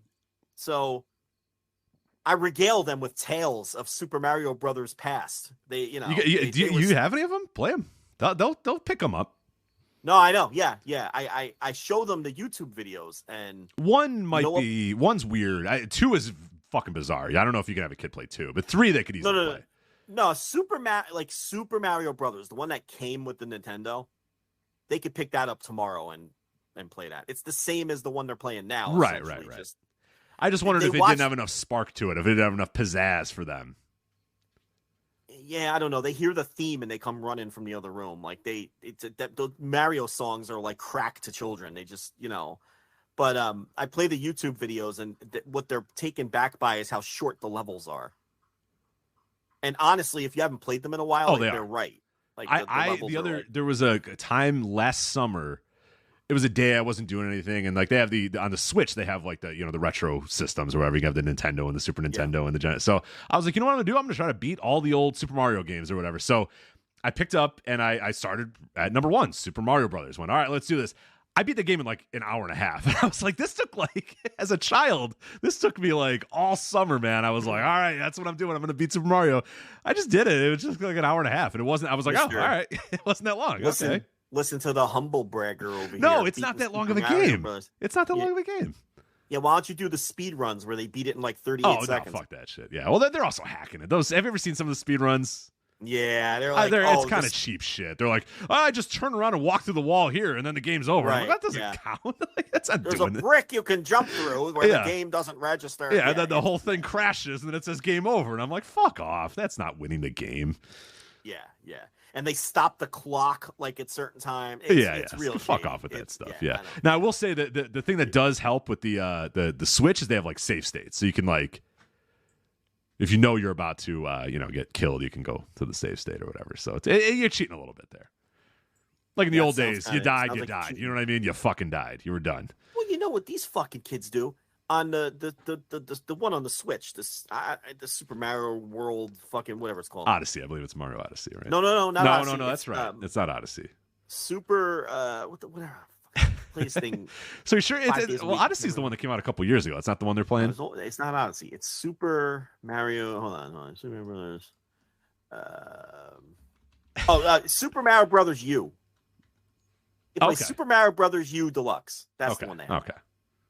So get them Odyssey. What are you doing? Get them Odyssey. What are they playing this old ass game for? That's a re-release, man. 5 years old. No. Give them Odyssey. They can do Odyssey. Well, no, they can't. I'm going to tell you why. Because you know what these fuckers do on this game? Like, if they'll try a level 3 or 4 times, and then they'll do the gimmick where you can press the button, and then Luigi comes in and just does it for you. Oh, what? And then, yeah, like if you fail 3 or 4 times, back in my day, the game gives you the option that says, like, if you click the button, it's called user guide or something, and then Luigi comes on the screen and shows you how to finish the level. Oh, get out of here! And then when he's done with that, you can then take that knowledge and try again, or press another button and just skip it, like Luigi did it for you. Can you believe that shit? What are we doing to our children? What is this? Yeah. So the boy the other day, he's like, because, they're amazed at my skills. They don't understand I've been playing these Mario games for fucking 35 years or whatever it is. So I'm way ahead of them. And then I stop playing for a while and try to let them catch up to me. The boy comes in, he's bragging. He's like, I'm past you now. I'm like, oh, great job. Let's go see. Then he admitted that on half the levels. Can't do it. Yeah, he can't fucking do it. Yeah, he can't beat the fucking the King Koopa gimmick at the end of the level. So he's letting Luigi do it. Oh, man. And I'm like, this is some bullshit. And on that game, you can cheat like a motherfucker because you could just go into one of the pipes and it shoots you back to the first level, the pipe. And then you could just go collect the 1-ups by getting all the coins or redoing the fucking Toad houses. You see what I'm saying? And you can just collect the fucking 1-ups. And they go into these levels with like fucking 40 lives and they still can't beat it. And they let Luigi do it. It's such bullshit. I am disgusted. That should not. When I was their age, I was losing at Super Mario World, but I was learning little by little. Try and die. Yeah. Try and die. This is bullshit. And then when I was 36, I could beat it very easily because of what I learned when I was 5. Yes. This is horseshit. So that's anyway, that's a big thing in this house. We love that fucking game. But that was a good one. What the hell were we even talking about? I don't know. Wrestling. Stupid. Do we have to go back to wrestling? Not really. It's the only thing that keeps him from the fucking Minecraft and Roblox. Yeah, I was gonna say. I thought he was locked in on the building games, but I guess. Well, okay. I took him to Best Buy and he played the demo for Kirby. Okay. So Kirby's fun. He loved it and he wants it. So I'm going to surprise him with it one day. Nice. When I pick him up from school. Eats everything, gets fat, flies. Kirby's fun. Yeah. Yeah. So him and Adam Cole are going to play Kirby, and I'm going to get him the Kirby game so much. Yeah. Oh, Kirby, do you ever get full? That's one of the best memes I've ever I don't know seen. who did that. It's just, I don't know who created that graphic. For people that have not seen it, it came out around Brawl Out. And it's like, CM Punk and the Elite and Kenny Omega and everybody fighting. And it's like there's like a dust cloud behind them. You know what I mean? Like a cartoon dust cloud of all those guys fighting. And then it's Adam Cole on his Switch is going, oh, Kirby, do you ever get full? Yeah, it's hilarious. It's so good. The one thing with these kids, and I got to teach them this, when they get to like the Koopa guy at the end, the Koopa gimmick at the end, they get to these, they don't understand. Like, once you jump on his head twice, right? You don't have to be meticulous anymore. You can eat the L and let him hit you. And then when you're invisible and for those 3 seconds, then you can get him the third time. And I try to explain this to these kids, and you understand what I'm saying. Yeah, right? I got you. They don't get that. Like, I'm like, look, before you go into this dungeon, you got to go into your items. You gotta eat the fucking mushroom to be super. Then you got to eat the tail. What do you call it? The tandoori? The tanuki. The tanuki. You got to eat the fucking tail gimmick. Get all the power-ups. So when you face him, you can eat a couple L's, and then while you're fucking invincible, you get the cheap hits. They cannot. It's infuriating watching a 5-year-old. I can only imagine. Yeah. Yeah. So, but I don't know how we got from Judy Martin to here. Because I was talking about Stardom Rex, and then I mentioned that I wasn't going to wreck you a tail. match because the woman had a tail, and then we got into the Tanuki tail, which is this. It's not as long of a tail. It's just a small little like kind of rabbity tail. So I don't know. Well, that sounds awful. It's below the line. I will tell you that. It is. I have a line, and it is below that because I did not think the tail. I think if the match was good, the tail would throw you off. Also, I think it's Mayu Iwatani, and you didn't like her because the one time she had like a hoodie on or whatever. Remember, she came out to challenge Mercedes, and she wore a hoodie, and you were like, "What the fuck is that shit? Like what the fuck is she doing here?" Yeah, she looked like shit. Act like you belong. Act like you want to be here. Yeah, I mean, seriously. Does she scream a lot and do nothing but meteors? No, there was a lot more than meteors. Okay. So there's a lot of them Joshi. They just no. There's a Julia match I think is worth your time. I'm gonna recommend that one to you. So I'll watch the Julia.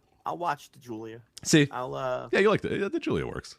She's all right. I mean, obviously overrated, like all of them are, but she's all right. This match is good. This one's good. I mean, every one of them is overrated. Let's be honest. Can I just shoot finally on this? Fuck it. Let's do it live. Go. Every Joshi is overrated. They overrate every one of them. Like, if they tell you a Joshi is okay, if they say, oh, this Joshi is one of the 10 best wrestlers in the world, she's really one of the 50 best. If they're like, oh, this Joshi is really good, she's like, okay. If they're like, oh, this Joshi's kind of average, she's the fucking shits. Like, it's always less than what the fans say because they always overrate the Joshi. Like, every fucking time. You know, like they'll be like, oh, Joe, you got to watch this. It's 4 3/4. And then I watch it and I'm like, oh, I liked it, but I went 3.5. You know, it's always a little less than you think. And that's because they're passionate fans. I understand when you're wrapped up in something and invested in it, it's always a little better to you. We're currently dealing with that. We rolled out the VOW 30 under 30 project. I did not vote in. You did not vote in. It was kind of a project of other people on Voices of Wrestling that are doing it. So we posted it. And yeah, the Joshi fans are not happy with it. And Robin Reed, who was a panelist, summed it up perfectly by saying, very interesting to find out that we should have in fact had 32 Joshi wrestlers in our top 30. Yes. Which I got to hardly laugh at when he said that. I was like, I am stunned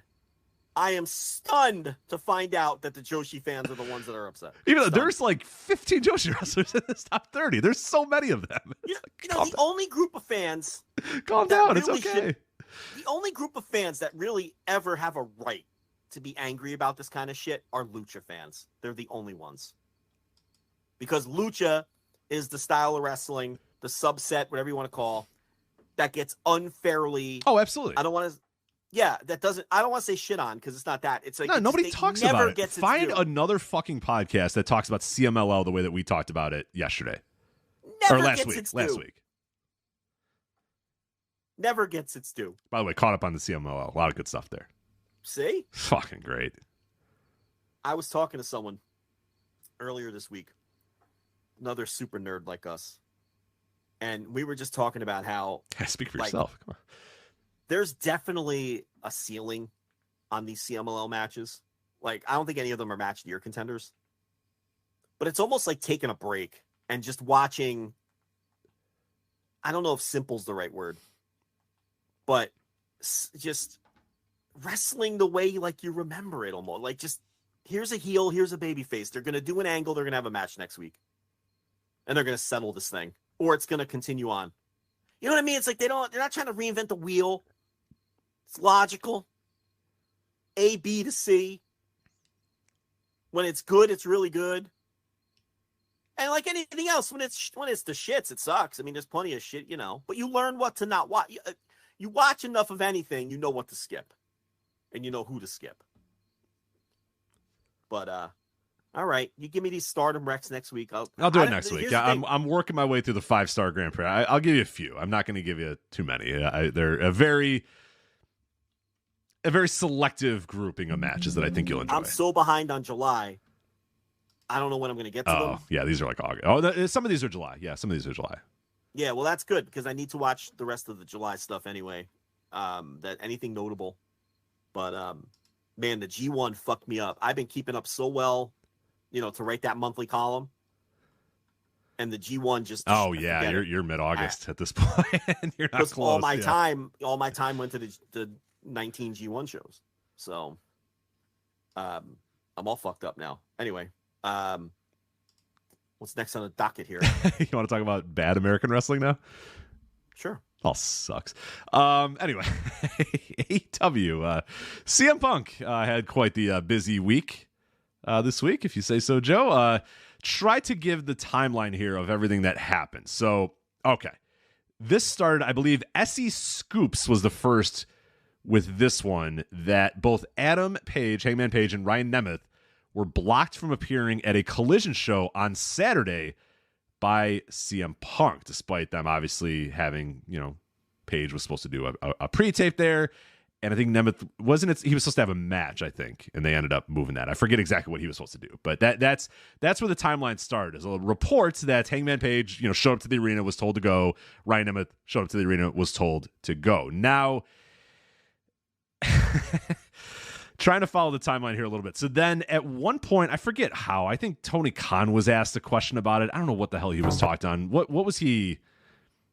He was on some fucking podcast, and never our show. I don't think he'll ever come on our show. And somebody asked him about it, and he said that it was called the Battleground Podcast. I wanted to make sure I got it right. The Battleground Podcast. Somebody asked him, the host there asked him about Page and Nemeth being blocked from the shows, and he said no comment. So he did not follow up on that. He didn't say anything. You then, behind our Patreon, flagshippatreon.com, and feel free to jump in if I have the timeline wrong at any point, reported that Punk himself told a source that, yes, I blocked several wrestlers from appearing at the show. So not denying that he blocked Ryan Nemeth, not denying the other people that we're going to talk about in a little bit here. He 100% admits that he was responsible for Nemeth and Christopher Daniels not being in the building. Right. And Matt Hardy as well? Was that the other one in there? No, or just Nemeth and Daniels.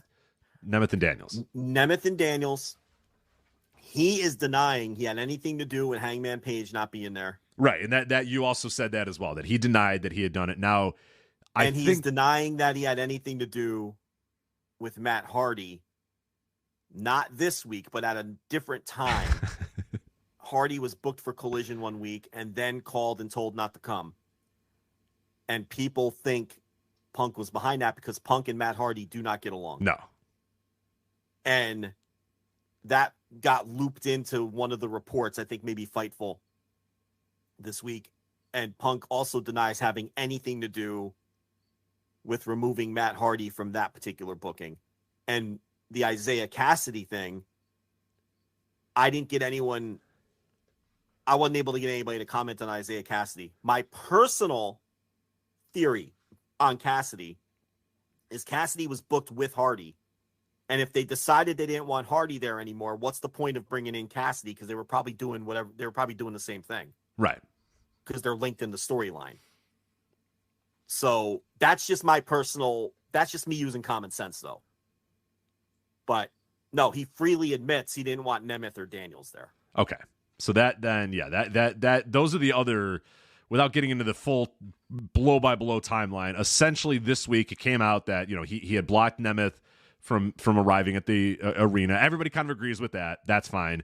Like I said, SC Scoop started with that Hangman Page was blocked from appearing at Collision, but you confirmed through sources that Punk is saying I had nothing to do with that. Yeah. Now other people are saying he's lying. Right. And he did have something to do with it. Correct. So this is kind of a he said she said thing at right point. But yeah. Yeah. He's telling people he had nothing to do with Hangman not coming to the building. Okay. Other people say that that's not true and they think that he did. So one thing people have to understand is when I report something or when anyone reports something, it doesn't mean I'm co-signing when I'm reporting. I'm just telling you what I'm told. And all I'm telling you is that Punk is telling people he had nothing to do with Hangman being thrown out of the building. It's up to you to decide whether that's true or I don't know. Right. I think that's an important distinction to make because I think a lot of people lose sight of that when reporting they is get done. mad at me, like I'm saying Right. Punk didn't do it. I'm not saying that. I'm saying I'm telling you that Punk is telling people. Yeah, the exact words in your post were sources sources close to Punk said that Punk said that he didn't do that. So it's like, you don't have to it's not you saying, "Hey, here's the real story. Punk didn't kick that guy out." You're saying Punk says he didn't kick that guy out. Yeah, if you decide. I report, you decide. Yeah, if a reporter who covers a baseball team says the GM says he never tried to trade the star center fielder, that's not the reporter saying he thinks that that's true. He's telling you what the GM is saying. You see what I'm saying? And it's like a lot of people, not a lot of people, but there's people like in the Discord who get mad at me and they're like, "Oh, look at you doing Punk's work." I'm like, I'm just telling you what people tell me. I'm not co-signing any of this. Anyway, go ahead. So then obviously there's it started a firestorm of, well, actually Matt Hardy once got sent home. And then like you said, the Matt Hardy, the Isaiah Cassidy thing. I don't know. Yeah. And then the Christopher Daniels thing that came out and you confirmed again that yes, Punk is saying, no, I did kick that guy and tell me he can come. Yes. Which caused some other people to say, wait, hold on a minute. Isn't that guy the head of talent relations? Like, isn't that part of his job to be there? And him getting kicked out by CM Punk, that seems kind of weird, right? And everybody could probably agree, yeah, that does seem a little weird, but those guys fucking hate each other. So it's not that weird that Punk would say, hit the fucking bricks, pal. And Daniels is. So a couple things. God damn it. A couple things. Let me jump in and save you. Yeah. Number one, I'm not sure people kind of understood the scope of what Punk does at Collision week to week until all of this broke this week. So let me lay it out. CM Punk does not book Collision. I've not had a single person tell me that CM Punk is Collision's booker. Okay, Tony Khan is the booker. CM Punk is extremely hands-on at Collision. He's a massive star, so does he essentially book his own shit? Yes. He's hardly the only one in that company or others. Okay? He's a big star, so he has a huge hand in his own direction. And Tony Khan lets him do a lot of things he wants to do. Not all of them. We'll get to that. But it's not just with his own stuff. Punk is very much into Collision and taking ownership of it since he's banned from the other show, he sees this as his thing. He's like, all right, well, let's do something different. Make this different than Dynamite. And he's right. And And Tony that's a Khan's smart, on board that's a smart with that. strategy. Yeah, it's smart and he's right. And everyone's right about it. They should make it different than Dynamite. So he's very hands-on with producing. He's like an unofficial producer. He doesn't have a title, but he's with all the key angles and matches, he's got his hands in it. So real quick, before people say he's banned from Dynamite, he was on Dynamite, Joe, you idiot. He's still, he was on Dynamite in a week where the Elite weren't there, and Right. Tony Khan took advantage of that and put him on Dynamite. in Chicago. They're in Chicago, and they're still all segregated from each other. If there's another week where the Elite have off, it's a good chance that Tony Khan's going to take advantage of that and put CM Punk on Dynamite to pop a quarter hour. Okay? It's not a hard brand split, although it's starting to get there. It's getting harder. It's not a hard brand split it's in cooling. the sense that people – it's not in the sense that people are assigned to fucking brands like in WWE. It's more these two camps just can't be around each other. And, you know, did Punk have a hand in hand-picking some of the people that have been featured on Collision? Absolutely. So does he help produce things? Does he contribute to all of the angle? Yes, he does all those. He's extremely hands-on with the show, but he's a big star. And those are the powers that big stars get in pro wrestling. You know, it's like, I don't know where I can go and where I can't go. I have to be careful. But, you know, it's not all that different than what's going on the other show with MJF. That guy writes this is well known. I'm not even spilling any beans here. That guy is in total control of everything he does. Writes his own angles, writes his own storylines, approves and disapproves things.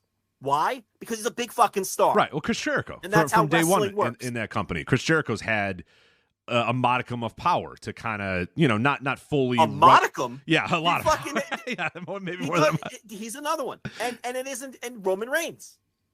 Yeah, we talked about it last week. Roman Reigns decides when Roman Reigns loses his title. Make no mistake. And this is no different than what pro wrestling has been for decades. Okay? And I'm not trying to downplay some of the shit that Punk's pulling. That's up for people to decide. But I will say this. If MJF or Roman Reigns didn't want a prelim wrestler around, they wouldn't be around, Rich. They wouldn't be around. If MJF didn't want Christopher Daniels around him, he wouldn't be around him. Now, what you can say is Punk's the only one wielding that power. You can say that, because as far as I know, I don't know anybody else in AEW who's specifically saying keep people away from me, but I bet you there are cases. Right. Because a lot of people in that locker room don't like each other. I will say the idea of the people being sent to the building and then being sent away, I think is shitty. No doubt. I think that's the part, at least the way that I see it. I don't know if other people think the same thing. But you said, if MJF said, "Hey, I don't like, Josh Woods," you know what I mean? Like, I'm just throwing names out here. I have no idea I have no idea what those guys. But like, if he just said, "Hey, I don't like Josh Woods," he told Tony, "I don't like Josh Woods. Get him away from me." There's a good chance that Tony would hopefully, and in a right situation, just try to keep those guys apart from each other the best he can, but wouldn't send Josh Woods to shows and let MJF say, "Hey, what is Josh doing here? Get him out of here," and then say, "All right, sorry, Josh, you got to go." That's the part okay, this is a little. I could give you examples of star pro wrestlers getting people fired. Oh, for sure, several. I mean, this is nothing new. Magic Johnson got fucking his head coach fired when he was 22 years old. Why? He's the fucking star. I like how you brought up Magic Johnson and not every current star in the NBA who has all gotten their head coaches fired over the last decade. Yeah. Name how this shit works. Any star in the NBA, they have gotten their coach fired in the last decade. Every single one of them. Yeah, and I do think to an extent it gets amplified because it's Punk and he's so polarizing and people hate him. Sure. And well, and I think the problem too is that if he's doing the, "Hey, I'm trying to keep everything together," like his, public persona in a lot of ways is that, "Hey, I'm trying to extend the olive branch. I'm trying to work with these guys. I'm trying to be a good soldier. I'm trying to do all these sort of things." That has sort of been the public face before this week, that he's been a good, citizen, a good, and now this week it comes out, yeah, he's a good citizen as long as this guy, and this guy aren't around him. And if this guy shows up at the building, he's going to send him away. And if this guy shows up, he's going to send him away. So it does kind of fly in the face of the, "Hey, I'm being a good guy and trying to work with people." It's like, well, no, are you? Yeah, I mean, Punk is always going to be Punk. Yeah, he's Phil Brooks. As long as he's still Phil Brooks. As long as he's a star, he's going to be given rope to do those things. I don't know how many different ways people need to hear that. Do you think that some of it is also a case of maybe fans not understanding that that's always how this works? And again, I'm not trying to downplay it. I'm really not. But I'm also not particularly stunned by it. I don't know. I'm not. I'm not particularly super surprised that kind of No, stuff. I mean, dude, think about Hogan and over all the years of Hogan's career. If he didn't like you, you weren't lasting that company very long. You know what I mean? Like you weren't sent home. You were just didn't have a job anymore. I mean, he got George Scott fired. He got the Booker fired. It's just like these NBA players who get their coaches fired. And, and everyone's going to say I'm softening this, but I'm just trying to be real about it, and the one thing is, and again, I talk to people who are fucking neutral as fuck. They're not punk camp people. They're not loyal to the elite. These are lunch pail, punching the clock wrestlers. And you cannot find a single person who works Collision who won't tell you that the atmosphere is tremendous. It's chill. It's laid back. It's a great work environment. And it's not as hectic. That's the term I keep hearing as Dynamite. Not that Dynamite is a disaster or anything, but Collision is more, I don't know what another word would be. I don't know if calm is the right word or organized maybe. No, definitely not organized. Organization is not a word I'd use for any of these shows. But, yeah, not for that company right now. No. Just and this, and this is from neutral people who couldn't give a fuck. People who, if next week they're told they're going to work Dynamite, they're going to shrug their shoulders and get on a plane on Tuesday instead of Thursday. And that's a lot of the people in that locker room. They just do what they're told. And there's, a percentage of hardliners on each side who don't want anything to do with the other. The other thing too is people, it's almost like, this Christopher Daniels thing, this head of talent relations, and people keep throwing that around like he threw out the head of talent relations. My God, can we pump the brakes? He books the jobbers for ROH. Okay, let's be real here. He books the jobbers for ROH, and when indie promoters want to book AEW talent, he's the guy who says, listen, Ruby Riott has to win. She can't lose. That's what he does. And look, I'm not saying he doesn't have other responsibilities, and I have nothing against the guy. But this idea that Punk threw out like some high-ranking, powerful, he didn't throw Nick Khan out of the fucking room. You know what I mean? Like, can we calm down with the head of talent relations? I mean, it's just a title. It's a title. The guy books the jobbers for ROH. Let's unfortunately, relax. It seems like a lot of people there seem to have titles that don't mean anything these days, and I think that might be a big problem. Nothing against Christopher Daniels. Nothing against the guy. I like Christopher Daniels, but they don't like each other. What do you want from me? Dave, and this goes back before this. Yeah, they have not liked each other for a very long time. Well, at Forbidden Door, Christopher Daniels was one of the people who specifically just avoided Punk because they were in the building together again for the first time. There's a list of people because it's Punk. But he was one of the people. The list. Okay? So it's like, this was well known. And Punk's whole deal, and maybe you think this is abuse of power, and maybe you don't. He wants to keep the atmosphere at Collision the way it's been. And his mindset, and a wrestler told me this, someone who's been on every Collision told me this. They're aware of this stuff, but and they don't have an opinion on it. But their whole thing is, it's like Punk his heart is in the right place because he just doesn't want any bullshit situations on Saturdays. And that's his. Now, you might still think that this is an egregious abuse of power, and that's fine, but that's the mindset behind it. It's, all right, this guy might cause a problem, or I'm going to want to have to, or whatever. I might want to fucking fight this guy. It's CM Punk. Who knows how he thinks? Right. You probably should not get your head in the, you know what I mean? Like, you shouldn't try to get into the CM Punk headspace. It's probably not a healthy place for you to be. So look, I understand why people are worked up by all this. I'm not as worked up as people are. I think this is pro wrestling. Well, hold on. There's one aspect of this that we have not brought up yet that I think we do have to bring up, because I don't know that this is exactly pro wrestling. The promo then after Collision.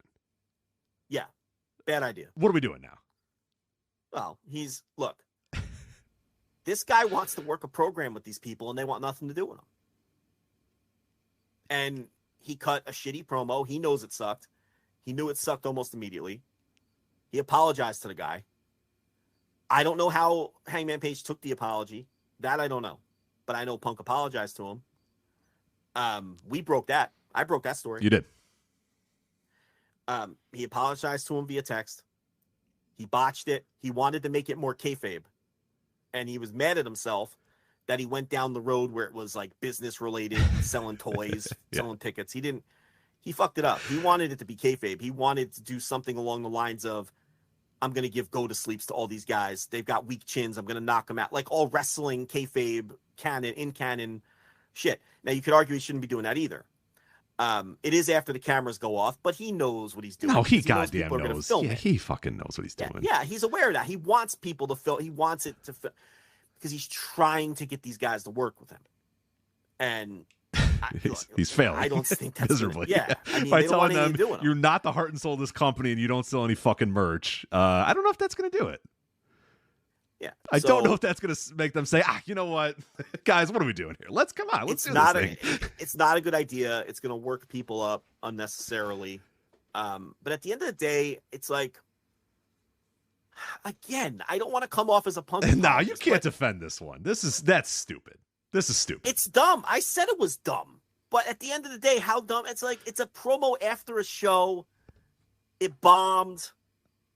What the fuck is the big deal? Like, I can't say this definitively, but Hangman Page probably doesn't give a shit. He probably texted the Bucks and said, Phil's at it again. I'm never wrestling him. For all I know. People get wound up like it's going to destroy the company. And look, is all of this untenable? Probably yes. Because, look, at the root of this, I don't agree with splitting everything up. I think this is going to eventually Right, we said from day one this is a bad idea for your fans, for the wrestlers, for everybody. Yeah, but here we are. I wouldn't have created that scenario. And what did I say? Maybe it was last week or the week before when I said, if I'm Tony Khan, one of the first things I do is tell Punk, no more of this Collider shit. No more of this show versus that show shit. It's destructive. It's bad for the company. It's bad to pit the fans against each other. It's bad. Punk is wrong for that. And I don't understand why Tony allows that. I don't understand why Tony allows a lot of things, but I don't understand why specifically there should be no such thing as this company-endorsed idea of colliders versus fusers or whatever the fuck it is. And you've got one of your biggest stars out there encouraging that. It's a horrible idea. And to me, that makes the situation untenable. So, but at the same time, it's like this drama is not limited to CM Punk. Britt Baker has new heat with someone every 48 seconds. Okay? I can go on, but it's like there's a lot going on in this company. And I'm going to tell people something else. CM Punk is not the most powerful wrestler in that company. And that's what people think. And don't get me wrong. He wields a ton of power on Saturday nights. I mean, no one's higher than him except for Tony Khan. And Tony's going to, do most of the shit Punk wants to do. Most, not all. Punk has been told no plenty. Plenty. And he is not the most powerful person in that company. You want to do some Windhorse fingers, Rich? You want to do some Windhorse fingers? Let's do it, yeah. CM Punk was trying to cut his own angle with MJF for a couple of weeks. He hasn't mentioned MJF since. Fingers in the air. Why would he do that? Yeah, where's the bag? I haven't seen that bag in a while. Just think about it. That title and that bag have disappeared. He wants to work with the Elite. Why hasn't he? This guy does not have unilateral power. All right, he threw a jobber out of Collision. I mean, really. If you're already just dead set on you don't like the guy and hate him, and you think then I get it. Okay, that's fine. You can feel that way. But the reality is it's not that big a deal to me. It really, I don't know. Maybe it isn't. I don't, is it healthy? Absolutely not. None of this is healthy, but it's wrestling. Wrestling is never healthy. It's always not. Are pro wrestling locker rooms ever healthy? No. Maybe for 2 years AEW's locker room was, but now it is a wrestling company. And what did we always say? The honeymoon's going to end. Right. We were preaching that. The honeymoon's going to end, and this is going to become a pro wrestling company. And look around, because it has. You bring in big stars get big star treatment. Punk is getting it, and he is not the only one. And that's not a defense of Punk. That's the reality. He's not the most powerful one. He's not the one who always gets his way. He's not. Well, I think one thing, too, in this company, too, because it is a company that was sort of born from the alternative and born from a guy who was a message boarder and a Twitter personality and a hardcore wrestling fan like you and me and everybody listening to this show right now. Like it's from that ilk. And because of that, it's been a very media friendly. I'm using that in air quotes because, aspects of it have been media friendly. But for the most part, I would consider it a media. When you compare it to WWE, it's a media friendly company, right? There's no question compared to the walled off garden that is WWE, where they'll let you in every so often. They'll let people in a little bit, but it's very controlled, very specific. You can ask these amount of questions. This person can ask it. It's not like it is. It's just not the same. And I think what has led to that is that now stuff right now, and we're seeing it now, and we're going to see it time and time again. Like you said, because now we have a wrestling locker room, wrestling with a capital W locker room here in AEW, and everyone's throwing knives at one another and upset at each other and pissed off and this and this and this or whatever. That happens in every wrestling locker room. That happens in WWE locker rooms. Make no question about it. Not every single person comes into the WWE locker room and slaps hands with one another and go, let's do this, Raw. Yeah, SmackDown. Let's have a great show, everybody. Hands in, 1, 2, 3, Raw. That's not the case, but it's so... They've done a good job, and WWE has done a good job of not necessarily letting the media in, and also doing a good job of telling the wrestlers to not go out there and not talk to the media and not be as much of personalities and Twitter personalities and that sort of stuff. A lot of these guys, they'll post on Instagram and they'll post on Twitter, they'll post these places, but it's very controlled stuff. It's very, I'm working out, I'm going to my show, I'm going to Raw, I'm going to SmackDown, thank you, insert city. It's that sort of stuff. And yeah, this stuff happens in WWE. This stuff happens in New Japan. This stuff happens everywhere. It happens in every wrestling locker room. But AEW, by the very nature of how they were created, it seems like stuff leaks out a little bit more, and it does. It clearly does, and I think that's leading to a lot of people going, oh my God, it's chaos there. But I think we're just hearing about more of it as opposed to other companies where there probably is a modicum of chaos, but we just don't. The first thing to do is in wrestler X then runs to reporter Y and tells them all this stuff that happened at Dynamite or whatever, or doesn't, answer that DM or answer that text message from another guy. A lot of the WWE guys probably just go, fuck it, who cares? Finn Balor not happy. We talked about it a couple weeks ago. Sue Williams just brought it up. The Sami Zayn Finn Balor thing about them going at each other after Raw or whatever. That was very quick. That was just like a 1 day thing where people said, hey, these guys, really got pissed off at each other, and it kind of moved on and it was over and it was whatever. Whereas AEW, it feels like every day, every week, especially with guys like Punk. You add Punk to the mix, that's always going to be increased, but MJF has been known to do that. The Bucks have been known to do it. Guys, a lot of people around that company, Tony Khan himself, have been known to be friendly with the media for better or for worse. And I think that's probably leading to a lot of people thinking the stuff in AEW is just absolute anarchy when it's probably just pretty. I mean, it's probably a little more anarchy than normal, but I think it's Punk. It's never normal. Yeah, exactly. I was gonna say it's when you add the ingredient, you have a stew and it's going all right. You add Phil Brooks to that stew, it's gonna start boiling because it's just going to. And now you can make that thing go over the top and fuck up your oven and fuck up your kitchen or whatever, or you can kind of control it, lighten the heat a little bit. But no matter what, you got to watch that thing. You can't just throw the Phil Brooks in there and then walk away. It's not going to go well. You know what I mean? Like it's probably going to boil over, spill over, and you're going to have to mop up your fucking kitchen in a little bit. But I think that it seems worse, but I think it's probably just a wrestling locker room. But we're just hearing so much more because a lot of guys in that company, including at the top of the company, are very apt to just go to media sources and bring stuff up. And we talked about that before. If you're not going to be at the head of the company controlling the narrative, And we've said that if you have listened to the show, we've talked about it for a long time. The no comment, I can't talk about that, no comment stuff. It leaves the floodgates are now open for, all right, then every one of these wrestlers can do their own narrative and control their own narrative and do their own thing.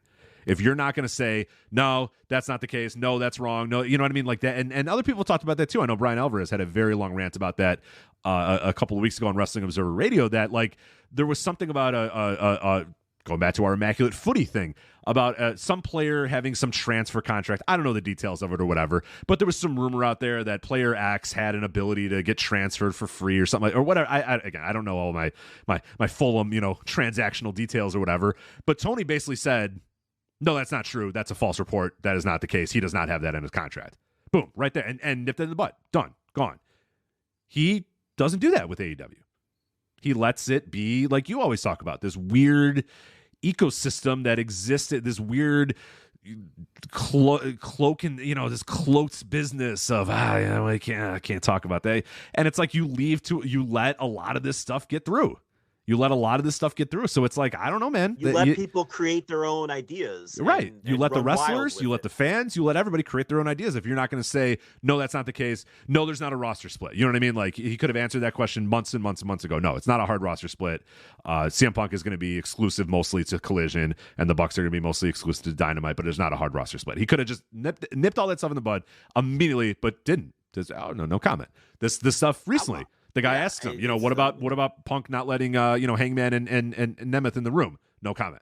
Okay, well then. No, instead he says, "Oh, that's a great question, and I understand why you're asking that. That's his go-to now." Right. And in all these situations, I'm sorry, he doesn't answer it. Yeah, we're seeing the template here that I'm not handing it to Vince. Yeah, go ahead. Maybe he doesn't care. Maybe the mindset is, who cares what the media and the fans think? It doesn't affect my business. This is good for business? I don't know. Not good for business, but maybe he thinks, all right, well, this is just hardcore fans are going to do what they do. It's never going to stop. Let them think what they want instead of, trying to put these little fires out. Why would I waste my time doing that? I have enough to do. I'm just playing devil's advocate. Maybe that's the mindset. I don't know. But that always seems to be the mindset in wrestling specifically. Like you're saying. Which sucks though. And let me be clear about something. Let me be clear. I don't think it's healthy or good that CM Punk has the power to send people home from Saturdays. What I'm saying is, I'm not surprised that he has the power to send people home from Saturdays. I'm not important distinction, stunned by that. Yeah. I don't think that's healthy at all. There's only one person who can stop that though, Rich. There's one person who can step in and say to CM Punk, I'm sorry, Christopher Daniels needs to be here tonight for whatever fucking reason, whether he has to wrestle somebody or fill out some forms with the latest fucking contracts or whatever the fuck. Only one person can step in and prevent this from happening. You're going to give these people the power. Yeah, and again, I'm not surprised by it. Right, you give them an inch, they're going to take a mile, and they're fucking pro wrestlers. Stars have had power in pro wrestling since Hack and Schmidt versus Gotch. The stars have all the power. That will never change. Stars have all the power in, we alluded to sports in the NBA. The star players run the league. The coaches don't run the league. The GMs don't run the league. The star player runs the league. We all know that. Hollywood, who runs the set? The fucking A-list star runs the set. Okay? This is how it goes. So it doesn't surprise me. I don't think it's good or healthy. I don't think a lot of things in pro wrestling is good. No, it's not a good or healthy business at all. That's nothing new. It just is, though. It just is. And look, if Roman Reigns didn't want some office schlub, some ninth string office schlub around him, do you think that person would be around Roman Reigns? Hell no. Come on, man. It's a rhetorical question, but of course not. Of course not. And who knows? These things just don't get discussed. It's very possible that that's the case. I don't know. Well, like I said, stuff in that business, stuff in WWE, for better or for worse, never really gets out. Very, very rarely does it get out. Sometimes you'll hear stuff later, or stuff does pop up here and there, but we know that sort of stuff is it's not there's no way. I will not believe that everybody goes in there and it's all kumbaya and everybody's happy with each other. But The first thing isn't to run and go tell, Fightful that this guy is being mean to me type of thing. Well, listen, let me just make something clear in case people don't understand. CM Punk is more powerful than the head of talent relations. And so is MJF. And so is Chris Jericho. Yeah, so is Chris Jericho. And so is I don't know who needs to hear that. Britt Baker. Yeah. That's why I'm not surprised that when he said he didn't want the guy around, that he wasn't around. And again, I'm not suggesting that that's good or healthy, because it's not. Roman Reigns can throw anybody out of the room not named Vince McMahon or Nick Khan. And yeah, I'm aware of who I'm leaving off, because I believe that's the case too. I think there's 2 people Roman Reigns can't kick out of a room, and I named them both. I mean, I just think that's just how it goes. Okay? One of those guys is not a member of the board of directors. Yeah, and that's no disrespect to that guy, because I'll tell you what, nobody else can throw him out of a room. Right. There's one guy, yeah. Finn Balor can, but yeah, no. Roman probably could. Roman can. Right. Sami Zayn can't say, Paul, hit the fucking bricks, pal. But Roman could. There's one person who could tell that guy no. And that's Roman Reigns. Yeah. No one else can tell that guy no. Well, maybe Brock. I don't know. Yeah, well, Brock, he probably doesn't care. That's enough. a different animal. Right. And maybe literally. Paul. All right, maybe there's a few guys who could tell that guy no. But 3. I think we're at 3. Maybe 4 if you had Cody. You can maybe I don't think. Maybe. I don't. Who knows? But everyone sees my point here, though. I mean, this pearl clutching over the head of talent relations. Oh my God! Take it easy. Take it easy. Our boy Biss calls AEW and asks for Athena, and that's the guy who says, "Yeah, sure, but she's up." That's all. Not that is something that played out. I was just using an example. Yeah, I was like, oh boy, what a scoop. What a scoop you got there. Yeah. Fucking pick another indie promoter. I don't fucking know. You get the idea here. But CCW calls and asks for Ruby Riott, and they're like, no, well, she has to beat the Ally Cat on your biggest pay-per-view. That's, But anyway. So one of the things I was going to say is, and one of the other issues of the AEW leaks and not controlling the narrative and not controlling these things or whatever. And you said, does Tony care? Is it bad for his business that these things come out or whatever?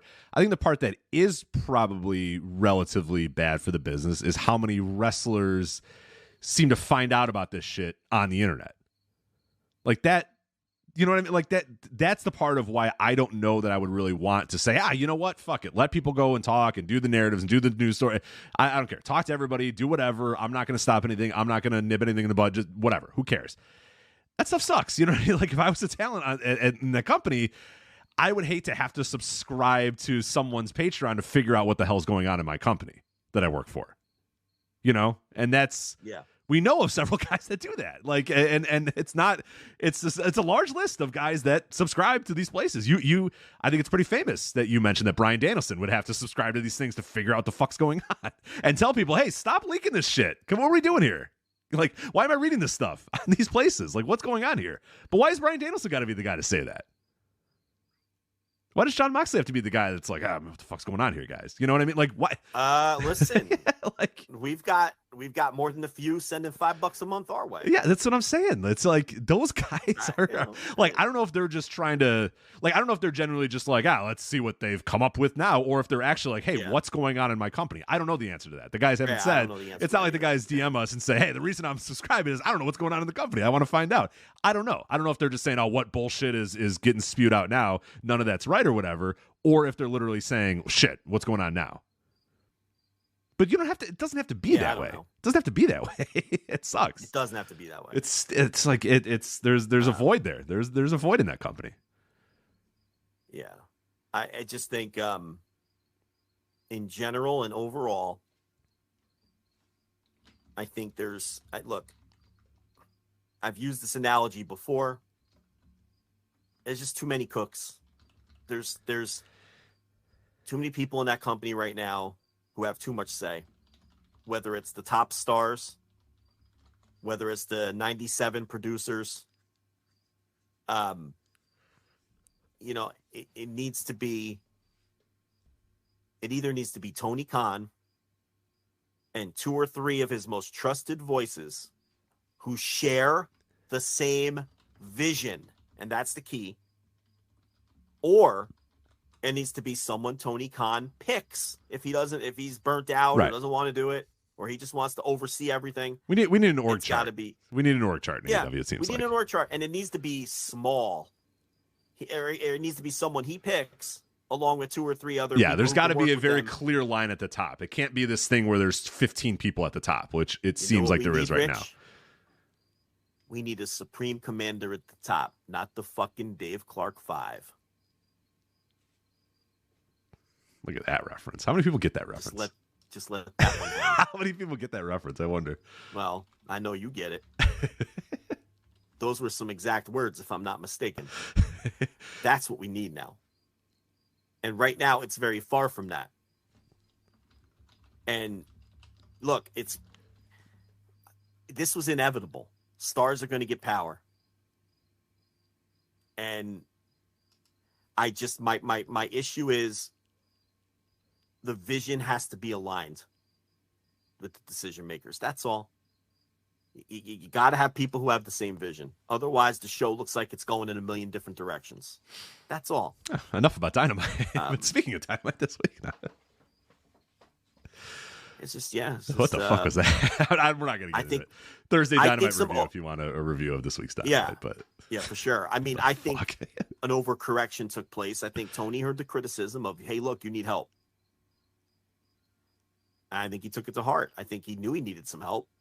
And look, he's talked about this publicly in his media calls and stuff like that. Like, you know, oh, I brought in this person. I brought in this guy. I brought in this girl. I brought in, you know, I get ideas from these people. He's talked people through it.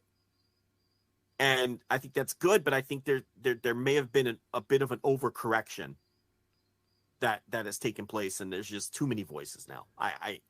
And that's some of, and look,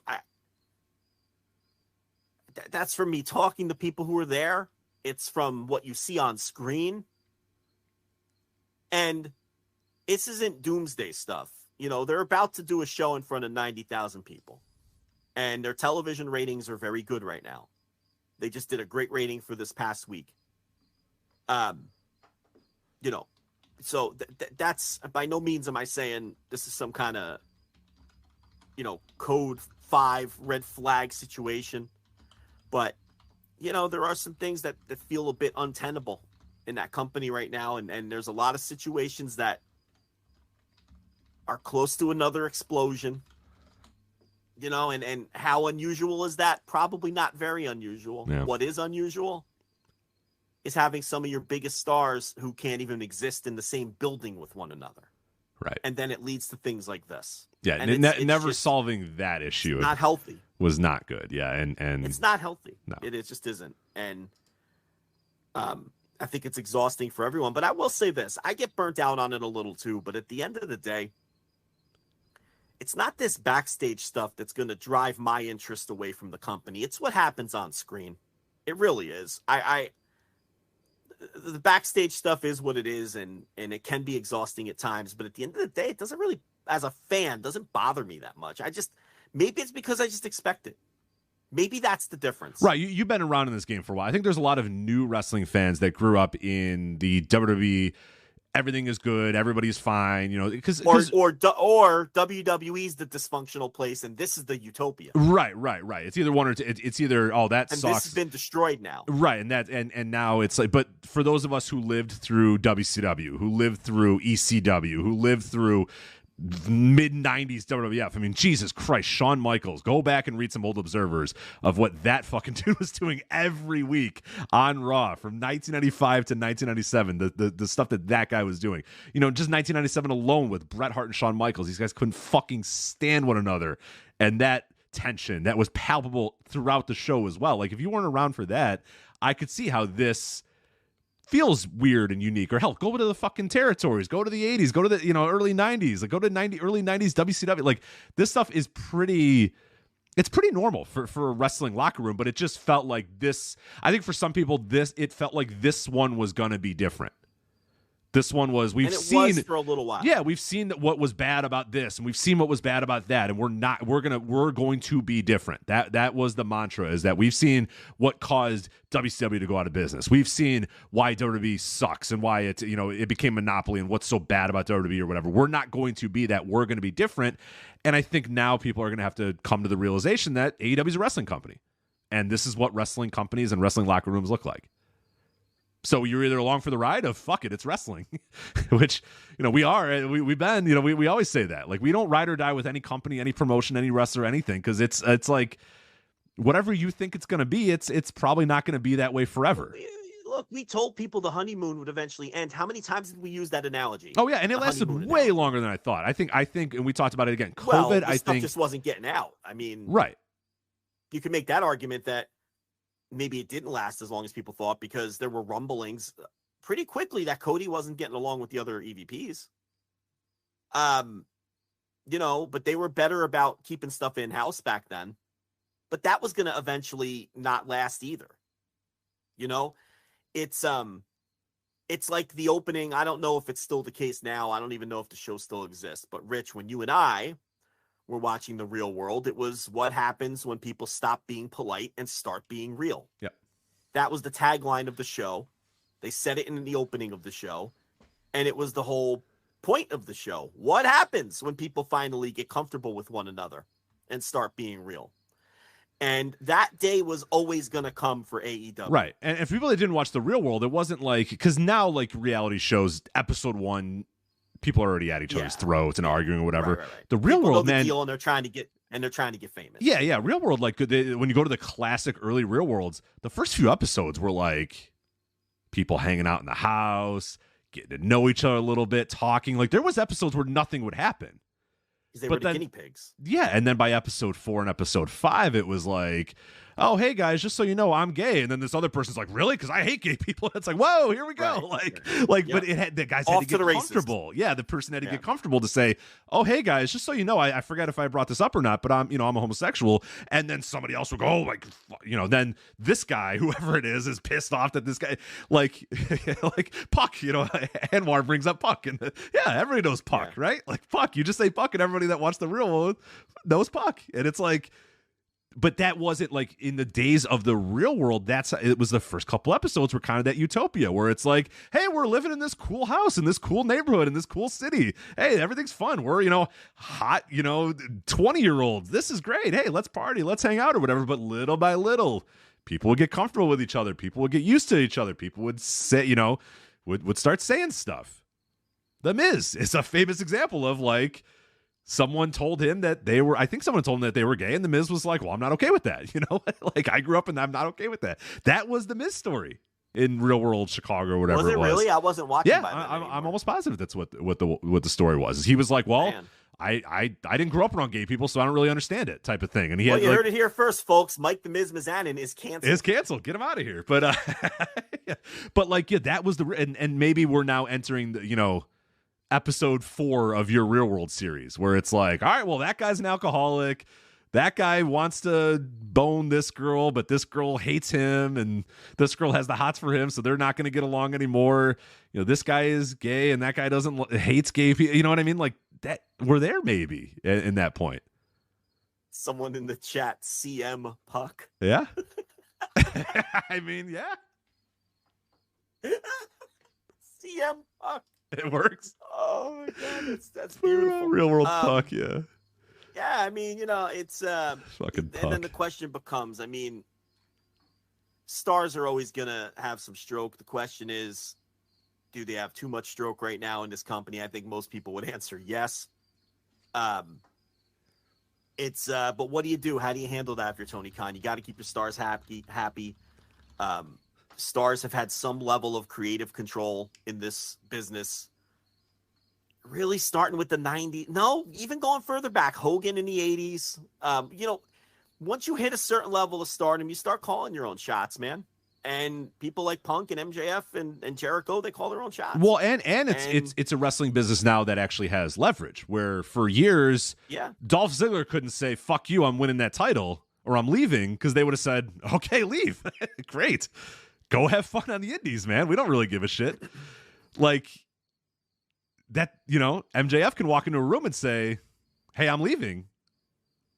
And unless I get, well, you can tell me no, but, hey, when that contract's due, I'll remember that. And you could say, all right, well, hold on a minute. Hold on. So that's a healthy wrestling business if guys can do that. You know what I mean? Like if guys have that leverage, like this is that thing that I think people are going to have to rationalize a little bit. We have a healthy business now where there are two companies where people can make a living at two companies, and they're going to play that up against each other. They did it in WWF. Shawn Michaels famously after that Bret Hart fight packed his bag and said, I'm going with my friends to WCW. Fuck all of you. And, he couldn't because that, and then he came back a couple days later. He's like, all right, hold on a minute. I'm fine. I'll get over it. But he had that leverage. He could have absolutely done that. And Vince McMahon could not have said, all right, Shawn, fuck off, go. I don't care. In April of 1997, you're going to tell Shawn Michaels to go to WCW? No, hell no. You're going to adhere to whatever he wanted. So then he got the guys in the room and said, all right, guys, come on. We need to find a way for you two to get along because I can't afford to lose Shawn Michaels to WCW right now because I'm going to go out of business. I'm taking out personal loans to keep this fucking company afloat. I can't let Shawn Michaels go to WCW. We're fucked if that happens.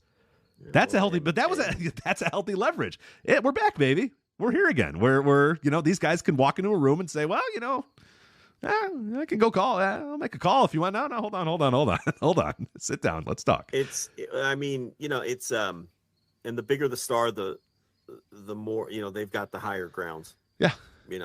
It's there's situations where it's like, and then when these stars go head to head like two rams on a fucking mountain, the one with the high ground is the one popping the numbers. Yep.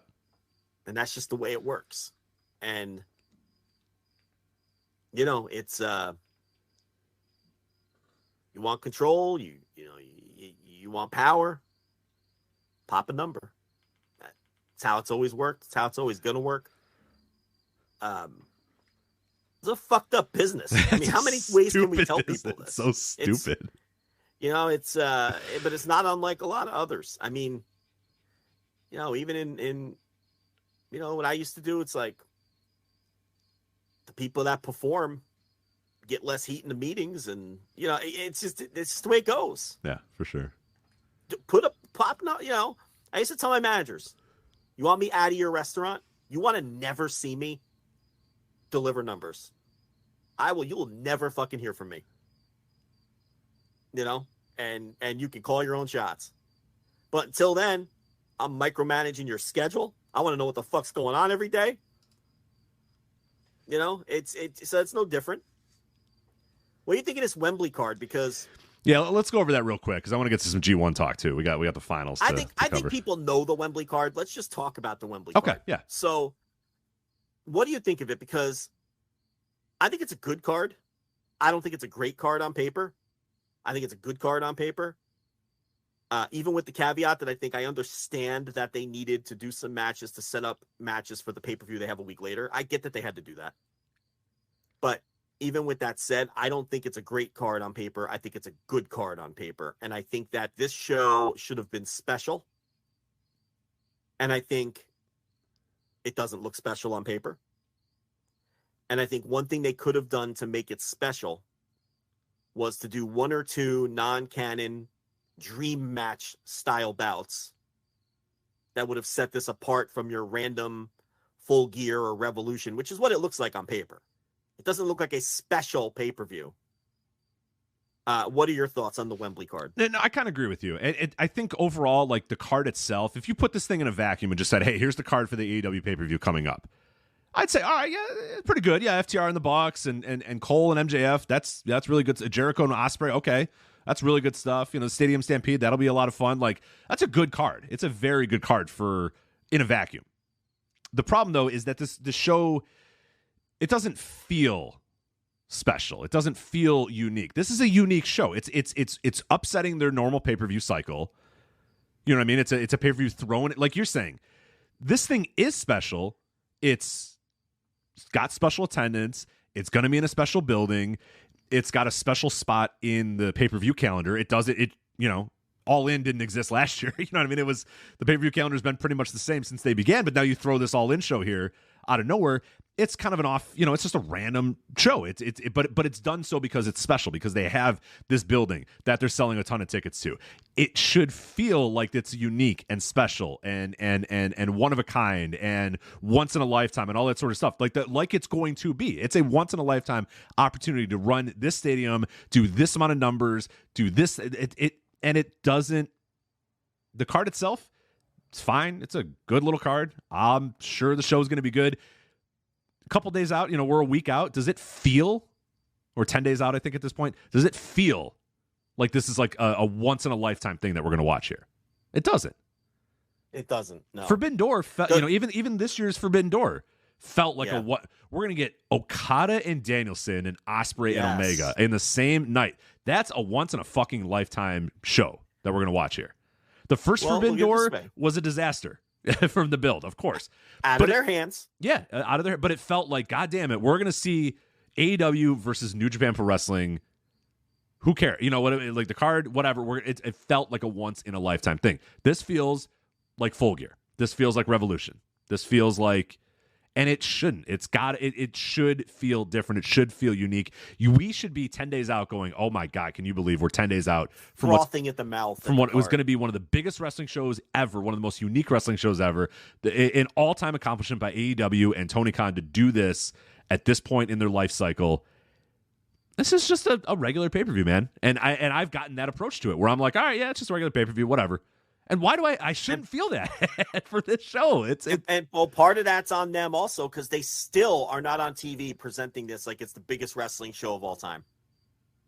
They're not. They have one little graphic on top of the match graphics. The biggest pro wrestling show. No one says it. They don't hammer it home. Yeah, can I get a drone shot? Can I get a drone shot of Wembley Stadium and say, how about flashing the latest attendance number on the screen every week?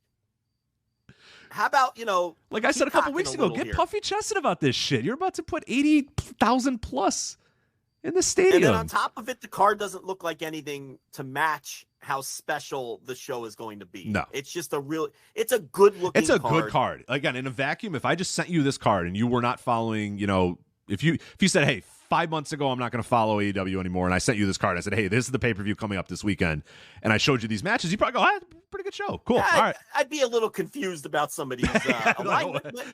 Explain this one to me. I'm like, don't worry about it. Right. But yeah, all right, looks like a good card. But the point here is it should have been a special card. It should be 10 days out. We're going, oh my God, I can't fucking wait for this. I wish it was tomorrow. And I really think they should have done a couple non-canon dream matches to supplement, to make it stand out. I agree. Especially since the Wembley card was first. You can get away with doing some non-canon stuff and then doing the other stuff to build to the one the following week. Right? Like, in a perfect world, the Wembley card would have been the second card, and you use Chicago to build to Wembley. Unfortunately, that wasn't the case. And if you can get the building, you get it when you can get it. I'm not even going to be critical of the shows being so close together. I know people want us to be. I'm not even going to be critical of that because I think you get the building when you can get it. And they're putting 90,000 people in it. How can I sit here and be critical of that? You know what I mean? It's like, what are they supposed to do? Say, well, in that case, we've got this all-out thing that's going to draw 10,000 fans a week later. Never mind. That's fucking insane. So I'm not going to be critical of the two shows being that close together because that's just circumstances, and you got to jump on it when you can. Right. But, well, a great example of this. Oh, go ahead. No, you go ahead. A great example of this was a couple. I don't know why I just yelled at you. No, you go ahead. Okay. I'm going. Son of a bitch. You talk, you son of a bitch. So at Forbidden Door, we had Darby Allin, Sting, and Naito versus Suzuki and the Jericho Appreciation Society. And that was the first time that Sting and Chris Jericho ever got in the ring together. Now, I don't know if you remember the conversation at the time, but I remember having this conversation on our Discord. I forget if we talked about it on the show, but I said, you know what would be a really fun match to do at Wembley? Sting versus Chris Jericho. You know what I mean? Like just a match that maybe doesn't have you don't have to have a big story. The story is it's fucking Sting versus Chris Jericho in a singles match. It has never happened. It's Sting at this big building. Everyone's going to love him. It's Chris Jericho. And it's just a match that would be kind of cool if it just happened. You know what I mean? Like just and instead Sting's in like a storyline heavy coffin match. And Chris Jericho's doing a very heavy storyline match with Will Ospreay, which is is fine, but like I don't know. It's just to me, I thought this would have been a good opportunity to kind of, like you said, do some stuff that's maybe not in canon, maybe not doesn't need heavy stories. It's just, yeah, you know what? Here's a really cool match that we can present in front of 80,000 people. And that yes. At that time, I remember talking to a friend, and I said, yeah, you know what they should do at Wembley? They should do Sting versus Chris Jericho. That'd be a really cool moment, be a cool thing for Sting. Hell, Sting's been teasing that he's going to retire. If he's ready to go, that's a great way to go. You know what I mean? Go out in front of 80,000 people at Wembley Stadium, take a bow, and you're done. You know what I mean? What a way to go out if you're Sting. I don't know if he's clearly not ready to go just yet or whatever, but like that felt like a really cool opportunity to just do a match that didn't need a big hold story. Just would have been a cool, hey, wow, what a fun, that's a once in a lifetime match there. Sting versus Chris Jericho. Let's get some once in a lifetime stuff here. We're not. Just nothing on the show feels once in a lifetime. No. And I'm sure it's going to be a great show. Oh, I'm positive. The talent always delivers. We're going to put the show on next, Saturday or Sunday? Next Sunday. And Sunday noon or whatever the fuck. And that gigantic fucking crowd and that atmosphere and this good card that they've put together. And it's an AEW pay-per-view. When do they miss? The answer is almost never. So this show is probably going to be great. But man, and maybe after it's all over and we're doing instant reaction, we'll talk about how special it felt. Maybe, but going in, I can't say that. Yeah, make me. I gotta be frothing at this mouth right now. But why am I just like, whatever, cool. Next Sunday, I'll be there at noon. Yeah. Like that's where I'm at at this point. I shouldn't feel that for a show like this. I just shouldn't. Yeah, and then and we're gonna get some really cool singles matches coming out of this for Chicago. We're probably gonna get, Orange Cassidy, Mox. Probably gonna get Omega Takeshita. You're going to that show. Yep. Right. Mm-hmm. I mean, man, if I have a Wembley ticket, I'm kind of annoyed. Personally, I have no issue that Wembley is road to All Out. Like, that's fine with me. You know what I mean? Are the Wembley ticket holders like, could we get one of these? Like, we understand, but can we get one of them? They should have gotten Omega Takeshita. I cannot believe they're not getting Omega and Takeshita, but, whatever. I'll take it. I'll gladly take it, though. Thank you. I think it's a matter of trying to get as many of the big stars on the show as possible, fitting into the local curfew, which is something I've heard about that I'm going to assume is true. A lot of things. And look, now we've also reached a point in the Wembley build where there's some wrestlers who realize they're not going to be on it, and they are not happy, as you would imagine. Mm-hmm. Looking around and going, wait a minute. Wait a gosh damn minute. What am I doing? Some of them don't have a case. Like, if you're Luther, hey, listen, pal. Serpentico, sorry. Yeah, but I mean, there's some people, though, who had reasonable expectations who, they're probably disappointed and hurt and bothered that. And I know for a fact there are some. So, there's that factor too. And, I don't know what they're going to put on the pre-show or whatnot, but, I that's why I would be open to some fucking battle royal on the pre-show. Let people get out in front of that crowd. Of course. And say that they did it. Just who cares if it stinks? Just do some 30-man battle royal and let as many people as possible, work in front of that fucking crowd. That's once in a lifetime for a lot of these wrestlers who've been doing it. Put someone like Dustin Rhodes, get him out there. Not even he's worked some WrestleManias, I guess, that were at least in the same stratosphere as this. But some of these other, grinders, that aren't high on the card. I can't think of any specifically, but there's plenty. We all know that. Get him out there, give him a chance. At least fly everyone out there. You're gonna make a fucking gazillion fucking dollars in profit on this anyway. But I'm not blown away by the card, but we got some other topics to get to. Yeah. So we'll talk about it in much more detail next week. Right. Yeah. Next week we'll do the full on preview for the show. So let's talk about the G1 Climax. Yeah. Obviously it wrapped up. You did daily G1 audio at flagshippatreon.com. Patreon.com/Voices of Wrestling. Over there, you did not do the semifinals and the finals because we usually do that on this particular show. Now, we're a little low for time, so I think probably just want to focus on the semifinal matches and the final matches. Yeah. I'm not doing the tags. Yeah, anything else? Anything in the tags that stood out to you that you want to talk about briefly? No one fucking cares. Yeah. Let's get to the semifinals here. So August 12th, semifinals, 6,579 in Sumo Hall for the semifinals here. Okada versus Evil and Naito versus Ospreay. Okada defeats Evil. Naito defeats Ospreay. So let's start out with Okada and Evil. What did you think of this match? Because I thought Okada, I think, did well to sort of adapt and work within the Evil style, but I got to be honest, I was just kind of like ready for it to be over at this point. Ready for the G1 to not have Evil in it anymore. So I don't know that I was super, super invested in this match, but I think the heat was good. The crowd was way into it. Okada was perfect in his role. It worked for the style, but like, I was just like, get this shit. I'm done with this shit. Get out of here. You know what I mean? Like, if I just jumped in and this is the first G1 match I watched, I'd probably be like, oh, this is a lot of fun. But I was like, go away, get out of here. Enough of you. So that's kind of unfortunately where I was with when Dick Togo ran in. I was like, no, I don't want any more of this. Please. The thing about it is, like a lot of things in wrestling right now that I think fucking suck. This Evil shit was over like a motherfucker in that building. I mean, Sumo Hall was red hot for both of these shows, and we've been talking about it all year. New Japan is back in a lot of different ways, and one of those ways is we've got the full crowds now in the buildings. Everybody's allowed to cheer, and these fans have been they've been holding this shit in for 3 years. And they're ready to fucking cheer their favorites and boo the villains. And, from that standpoint, it made this match a lot more watchable than it would be normally for people like us who are just fucking done and over with this Evil shit. But it is what it is. And his name is literally Evil. And you're just going to have to deal with it for as long as he exists in this company. That's all there is to it. Especially if it remains over. So, in the pantheon of Evil matches, was it the one I hated the most? No, not even close. Oh, no. Is it something I ever need to see again and wish I didn't ever have to see again? Absolutely. But Okada beats him. He moves on. Get ready for Evil Sonata at Destruction in Bipu or wherever the fuck they're going to do that at some point this fall. And as Sonata continues facing all the former LIJ guys until he gets to Naito at Wrestle Kingdom. So there you go. Then we'll go to Naito and Ospreay, which was the main event of the semifinals. Naito defeats Ospreay, 29 minutes, 58 seconds. I love this match. I thought this match was fucking spectacular. This was New Japan at its best, G1 at its best. This is what you want out of a G1. And even the finish, which if you did not see this match, Naito and Ospreay are having a tremendous match. Just an incredible, it's Will Ospreay, so of course it's great. Naito delivers in big spots like nobody else, and they're just having a spectacular match. I mean, they're going blow for blow.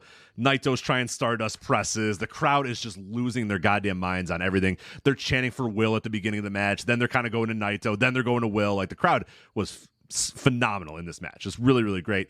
Then we get a spot here that sort of transforms the entire match, and for some people for the worse and some people for the better. And I kind of want to get your take on this because I don't know where you land on this. Will Ospreay goes for a kick. Naito either doesn't duck or I don't know exactly how it happened. All I know is it happened where Will does a kick, Naito eats the kick square in the face, and it sounds loud. And the referee, Red Shoes, knows it right away. Ospreay knows it right away. Naito doesn't know it right away because he got knocked the fuck out.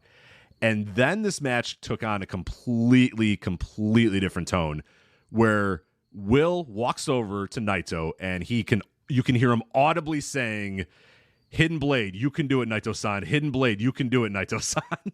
And Kevin Kelly smartly, and we always talk about this, Kevin Kelly and Chris get it. Kevin Kelly just starts being a motor mouth because he knows, okay, Will's going to have to talk this guy through the rest of this match. And we could all hear it. And you could all hear it. He probably noticed, oh my God, everybody could hear him say, "Hidden Blade, I'm doing the Hidden Blade, Naito-san. Get ready," type of thing. So then Kevin Kelly is just going nuts and being like, he's calling his shot. He's telling Naito he's going to hit the Hidden Blade on him. You know what I mean? Like, so Charlton did a great job too, saying Ospreay's telling him stand up and get finished off like a man. Yeah. So good stuff on those guys. Trying their best to cover for it. Yeah, to cover for it. But it's obvious that Will now has to lead Naito through the rest of this match. And then he does. And they have a very good sequence here, I think, where Will does the Hidden Blade. Naito just barely ducks it. He ducks it by the slimmest of margins or whatever. And now we get into Will saying, "All right, Destino." And now Naito's got to try to do a Destino. Will is basically on his own, flipping and landing, and Naito's just kind of landing with them type of thing. Then Naito kind of gets it. He gets his bearings enough to do the final Destino. Will still still kind of helps him up a little bit and does some things or whatever, but Naito is essentially just doing this stuff and essentially just falling forward, falling backward. Will's kind of trying to lead him through the entire thing and get him through there. They do get through it. And Naito hits that final Destino, gets the 1-2-3, wins the semifinal, goes on to the G1 finals. I thought, and I'm curious your thoughts on this, Joe, I actually think that the stuff with Will literally carrying this guy through the final stage of this match after hitting him in the fucking face and knocking him out, I think that enhances the match for me. I don't know. I like this sort of stuff. I like this sort of thing of seeing guys, the art form of pro wrestling. And to me, this is the art form of pro wrestling, where one guy gets knocked out in the final stages of a match and we have to figure out a way to do the finish that we want to do. And you need to hit the moves that you need to hit. Let's get through this. Let's do this. And Will literally picking this guy up and saying, well, you can do it, Naito-san. You can do it. I love that shit, man. I think that enhanced the match for me and made me love it even that much more. Where do you stand on that? Is that something that you think, oh, well, no, this match lost me now because I know it's fake, or I know, my suspension of disbelief is now over because Will Ospreay is helping this guy and doing. I like that shit, man. I know how I know how the sausage is made. I don't need to pretend that I don't know, but I think that shows even more of a great performance by Will. And Naito, to his credit as well. To me, I respect these guys more and I respect this match more because they got through that spot and ended up making it look pretty damn good, all things considered. I think it was fascinating to watch and just an amazing display of composure by Will Ospreay, who literally had to wrestle the last 2 minutes by himself. Let's be honest. Yeah, he was in there with a Yoshihiko. I don't know what the finish was supposed to be, but it wasn't that. And he just had to think on his feet. Okay, this guy has got his bell rung. The lights are on, but nobody's home. What can I do physically with him? In the first, it's when he collapsed on that one spot that they had planned and he realized that they were fucked. Then trying to encourage him, get up, Naito-san, get up, hidden blade, it's calling the spots. And you heard him call the Destino spot. And he's giving himself these Destinos. Yeah. It's just a remarkable performance by Will Ospreay and composure under the most intense pressure. To be able to first decide what you can do with a literal sandbag and then do it. So I was fascinated by it. It's certainly going to be memorable. It does prevent it from being a 5-star match to me if you're worried about that kind of stuff, because I can't call it a perfect match when one guy's calling out spots with a fucking megaphone, and the dichotomy there is it didn't ruin the match for me, but it's not a 5-star match to me. I couldn't give it 5 stars because of that. So I don't know if that answers your question, but Will Ospreay prevented a disaster, and it was still a great, great match. But I can't call it it was going to be one of the greatest matches I've ever seen, but that prevented it from getting That's fair. That's fair. Yeah, I don't think it derailed me that much to the point where I think I'm still 5 on it, and it's definitely going to be in my top 10 at the end of the year. It definitely is. I want to rewatch it, obviously. It's not. Yeah. I want to rewatch it, but I was just in awe of just the performance, particularly of Will. I mean, the performance of Naito through 28 minutes of that match, was fantastic and just awesome. Will, all 28 minutes plus those last 2 minutes or whatever, however much it was, that was like, holy crap. An incredible performance. This and guy is Naito, just another level. He's incredible. He's the best wrestler in the world and has been since 2019. Let's put that to bed. And he's now an all-time great. And they're even saying that on AEW TV, and I don't think it's even in dispute. But set him aside. Anybody who disputes that's an idiot and needs to be ignored right now. Well, those are harsher words than I'd use, but you go get him, Rich. Setting that aside, I think that Naito has to be acknowledged for, when it comes to the G1 semifinal or final match, he is another level. Oh, yeah. And he's not even anywhere close to his physical peak. He's not the wrestler he was. Anyone would acknowledge that. But when it comes to these semifinal matches, and in the past, the block finals would be the de facto semifinals. You'd have the match to win the block that would send you to the final.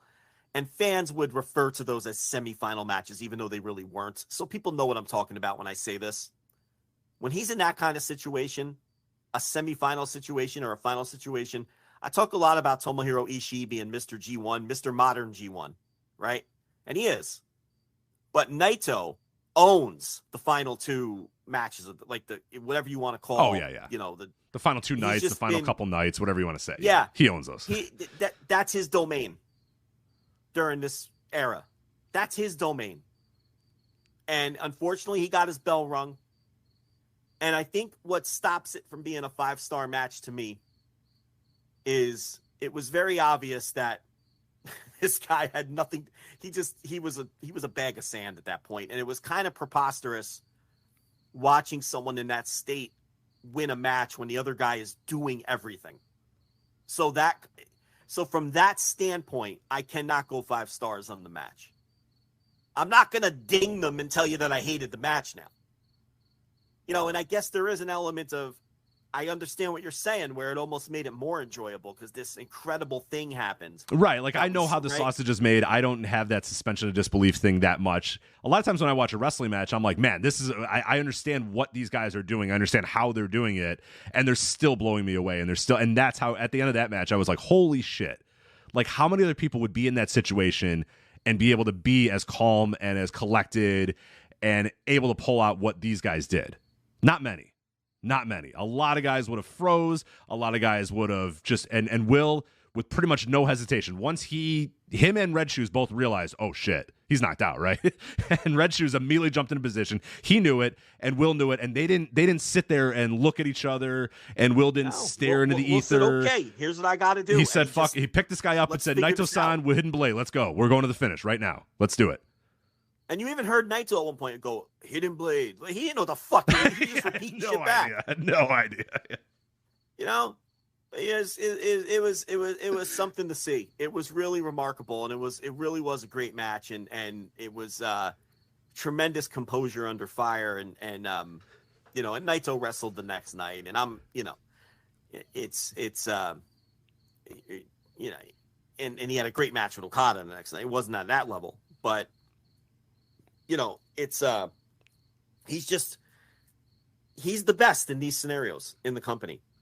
You know, in these kind of scenarios, when it comes down to these final couple nights of the G1, when he's involved, which he usually is, you know, most years, you know, the guy just you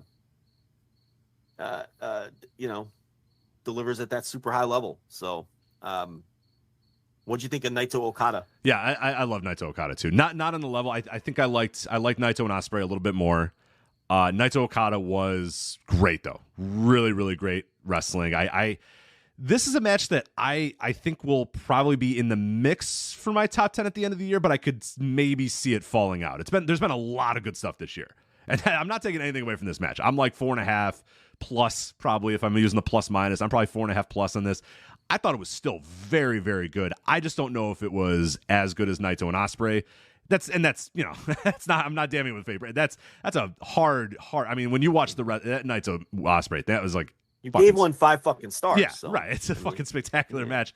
You know, next level. This was really, really good, and the crowd was so. It was just when Naito teases that Stardust press, and Kevin Kelly and Charles are like, "You idiot! No, what are you doing?" And the crowd's like, "No, don't do it. What are you doing?"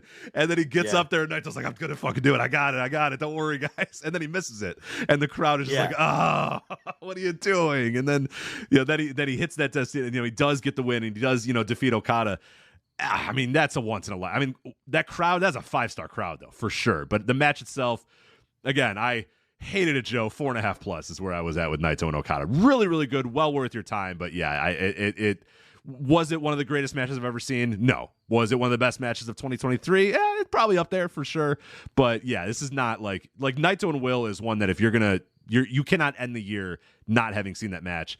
Naito Okada is pretty close. I'd probably say you probably should, but you know, I didn't think it was in that pantheon of like, oh my god, I'm seeing one of the greatest things I've ever seen in my life. Very, very good, but maybe not to that level. I went 4 3/4. I thought it was great. I thought they were easily the 2 best matches of the tournament. But I did prefer the Ospreay Naito match because that was trending to truly being something special. It really was for me. I was thinking to myself, my God, this is an all-timer. And it still might be. It's hard for me. I could not suspend my disbelief for that fucking ragdoll that finished that match. That's my only, I just couldn't. But yeah, the final was spectacular. And now Sonata will beat Evil, and he'll face Naito at Wrestle Kingdom. I think Naito wins that match, and I think Naito does his roll call. And then that's that. That's the last piece. He beat Okada there, but Kenta ruined the roll call. So, beating Sonata, the guy who left the group, and finally doing the roll call. And then we go from there. But knowing Gato, Sonata puts him in that fucking Dragon Sleeper and beats him, and we build to this for another 3 fucking years. But I think Naito does it now, and puts him away, does the roll call. Maybe even fuck it, let's get crazy. Maybe even invite Sonata into it. Right? Invite him into the roll call. Yeah, extends the hand. Hey, you were along with me on this journey too. Come on. Yeah. Say, look, just one time, and you could have Taichi and Kanemaru being like, oh, I don't know about this.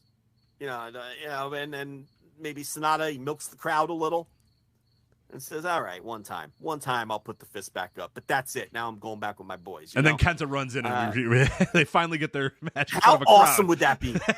Oh my God.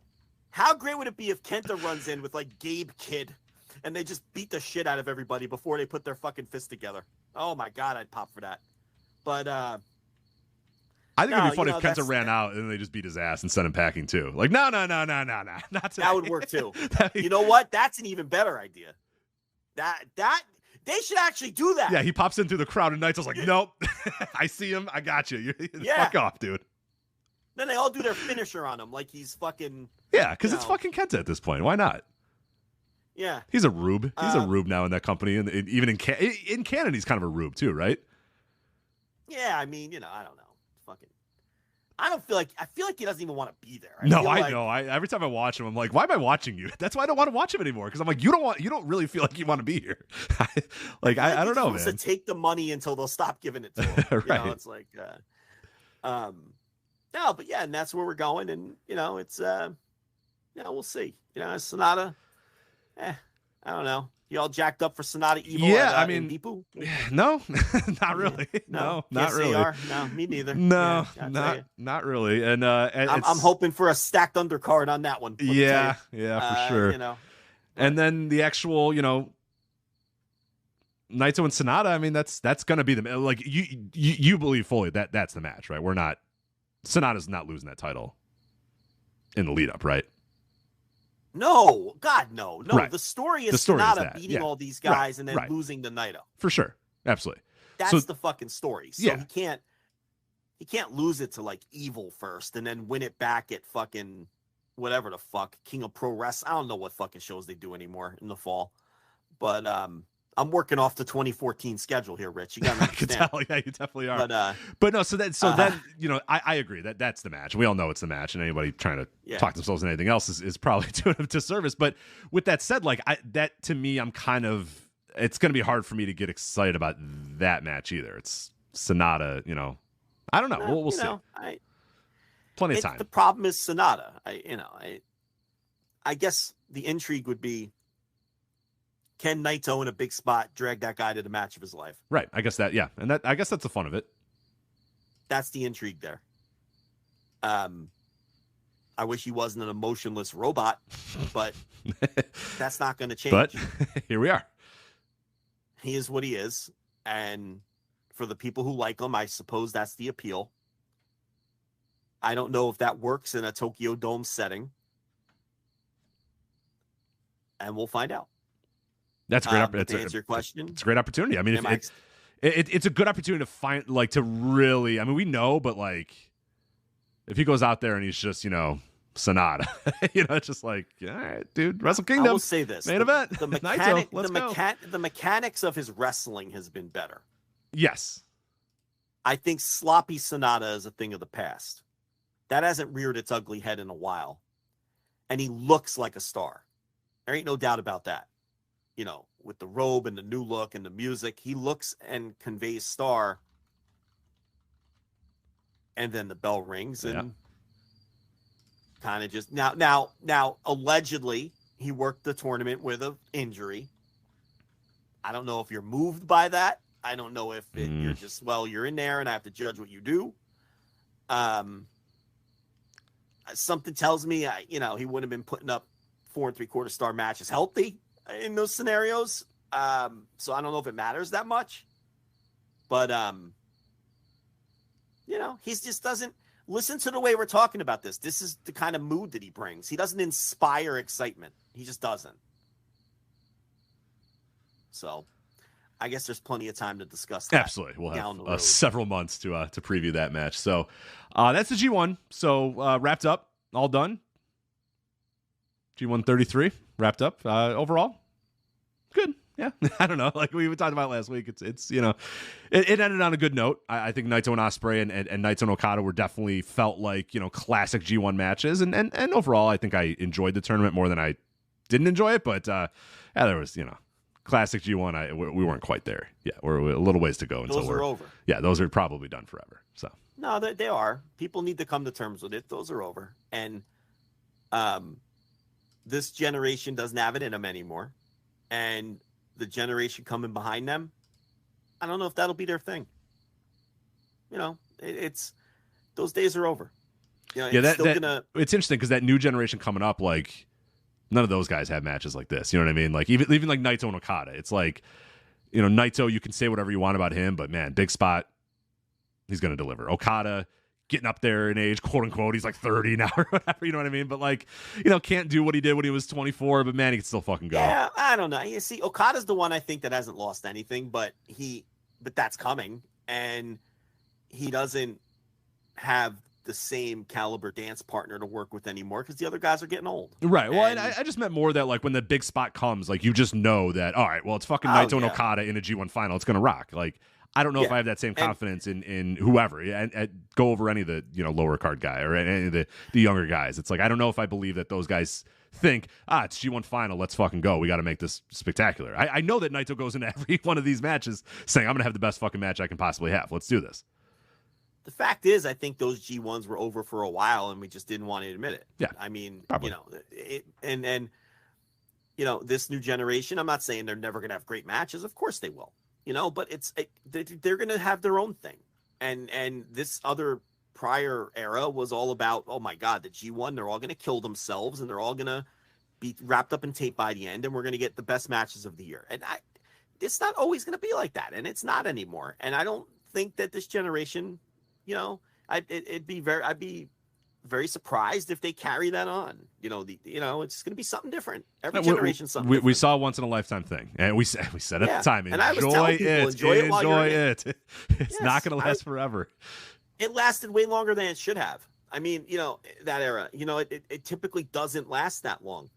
When you look at some of these eras, it lasted longer than it realistically should have. And I constantly told people, enjoy this time and place. It's special. And it's going to go away. And, it's not in New Japan. Look, I think they're having a good year. It's not that. That's not the point of this discussion. This is not throwing dirt on the body. This is just, we're into something new now. And now moving forward, it's going to be which one of these guys does elevate. I think Tsuji is as close to a lock as you can get. I think, much to your chagrin, I think one day you're taking an L on Shota Umino. Probably. I do. That's fine. But we'll see. I'll take that L when it comes. We'll see. But he had a very good G1. He had a very good G1. And I don't think he's a lock like Tsuji. Tsuji's a lock. No, Tsuji, yeah. I will not. I said that. I'll take that W on Tsuji because I said that dude was a fucking stone cold lock. The second he walked through that goddamn curtain for that match against Sonata, I was like, that's the dude. There you go. That's the guy. And he has done nothing to prove elsewise. Shota, he had a very good G1. He had a very good G1. Tsuji's still the dude to me. Narita, jury out. Uemura, we'll see when he gets back. And down the line you go. That Rohei Oiwa. I like him. Put a pin in that motherfucker. I like him a lot. Put a pin in that motherfucker. Okay? And then we see. And away we go. Oscar? You're not throwing Oscar in here? Oscar? You're not throwing Oscar? Yeah, fucking Lube. What about that Russian? That fucking Russian. The big Russian dude. Yeah, he's yeah. Yeah, not the nimblest athlete, but no. certainly No, I don't. No. Certainly has a presence about him. Yeah. You know, nothing wrong with that either. It takes all kinds to make up a roster for sure. But yeah, there's a bunch of guys are not. Can El Phantasmo eventually, continue rising up the card and people like that too? So, will David Finley ever hit the next gear? I wouldn't bet on it. Nah, I'm not betting on that. Yeah. Wouldn't bet on it. They're loaded. They're loaded. And then you got all these Bullet Club fucking new Bullet Club scummers that they're that are getting babies first push. Your Coglins and your Gabe Kids and your Drilla Maloney's and people like that. They're loaded. And some will make it, some will not.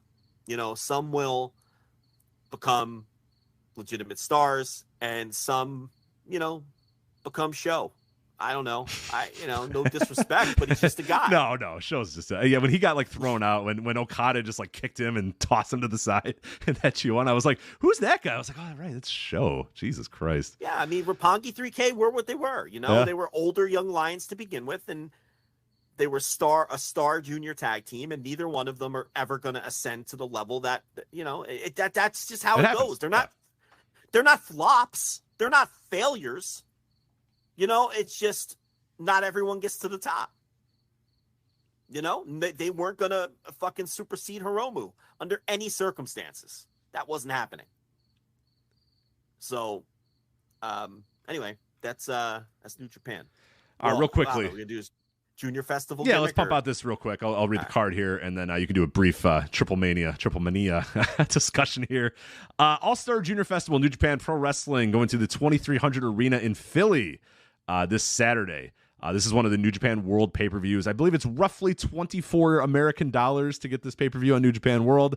Joe, you can decide if this is a $24 worthy pay-per-view here. You have the Pat's King of Steaks Philly Cheesesteak Cup ladder match. Hiromu Takahashi and Rocky Romero versus Blake Christian and Master Wato versus Dookie and Low Rider. That's all about the sponsorships these days. Maybe Pat will come out like the fucking Texas Chainsaw Massacre guy and swing a fucking cheesesteak around. And where do you stand on the cheesecake wars? I've never had I've never had any of these cheesesteaks, so I can't speak to that. I'm not. Look, I am not a Philly guy or a South Jersey guy, so I'm going to stay out of it. How about that? Yeah, it's a smart. Very smart, because you don't want to. Yeah, I'm more of a North Jersey guy. I'm. What's the food of North Jersey? What's the food of that area? Well, it's the pork roll versus Taylor ham thing with the North and South. It's the New York pizza. The North, it's we just have the cultures are different. North Jersey and South Jersey cultures. Our convenience store is Quick Check. Their convenience store is Wawa. And now I'm really speaking Jersey, and nobody knows what the fuck I'm talking about. But it's just the culture.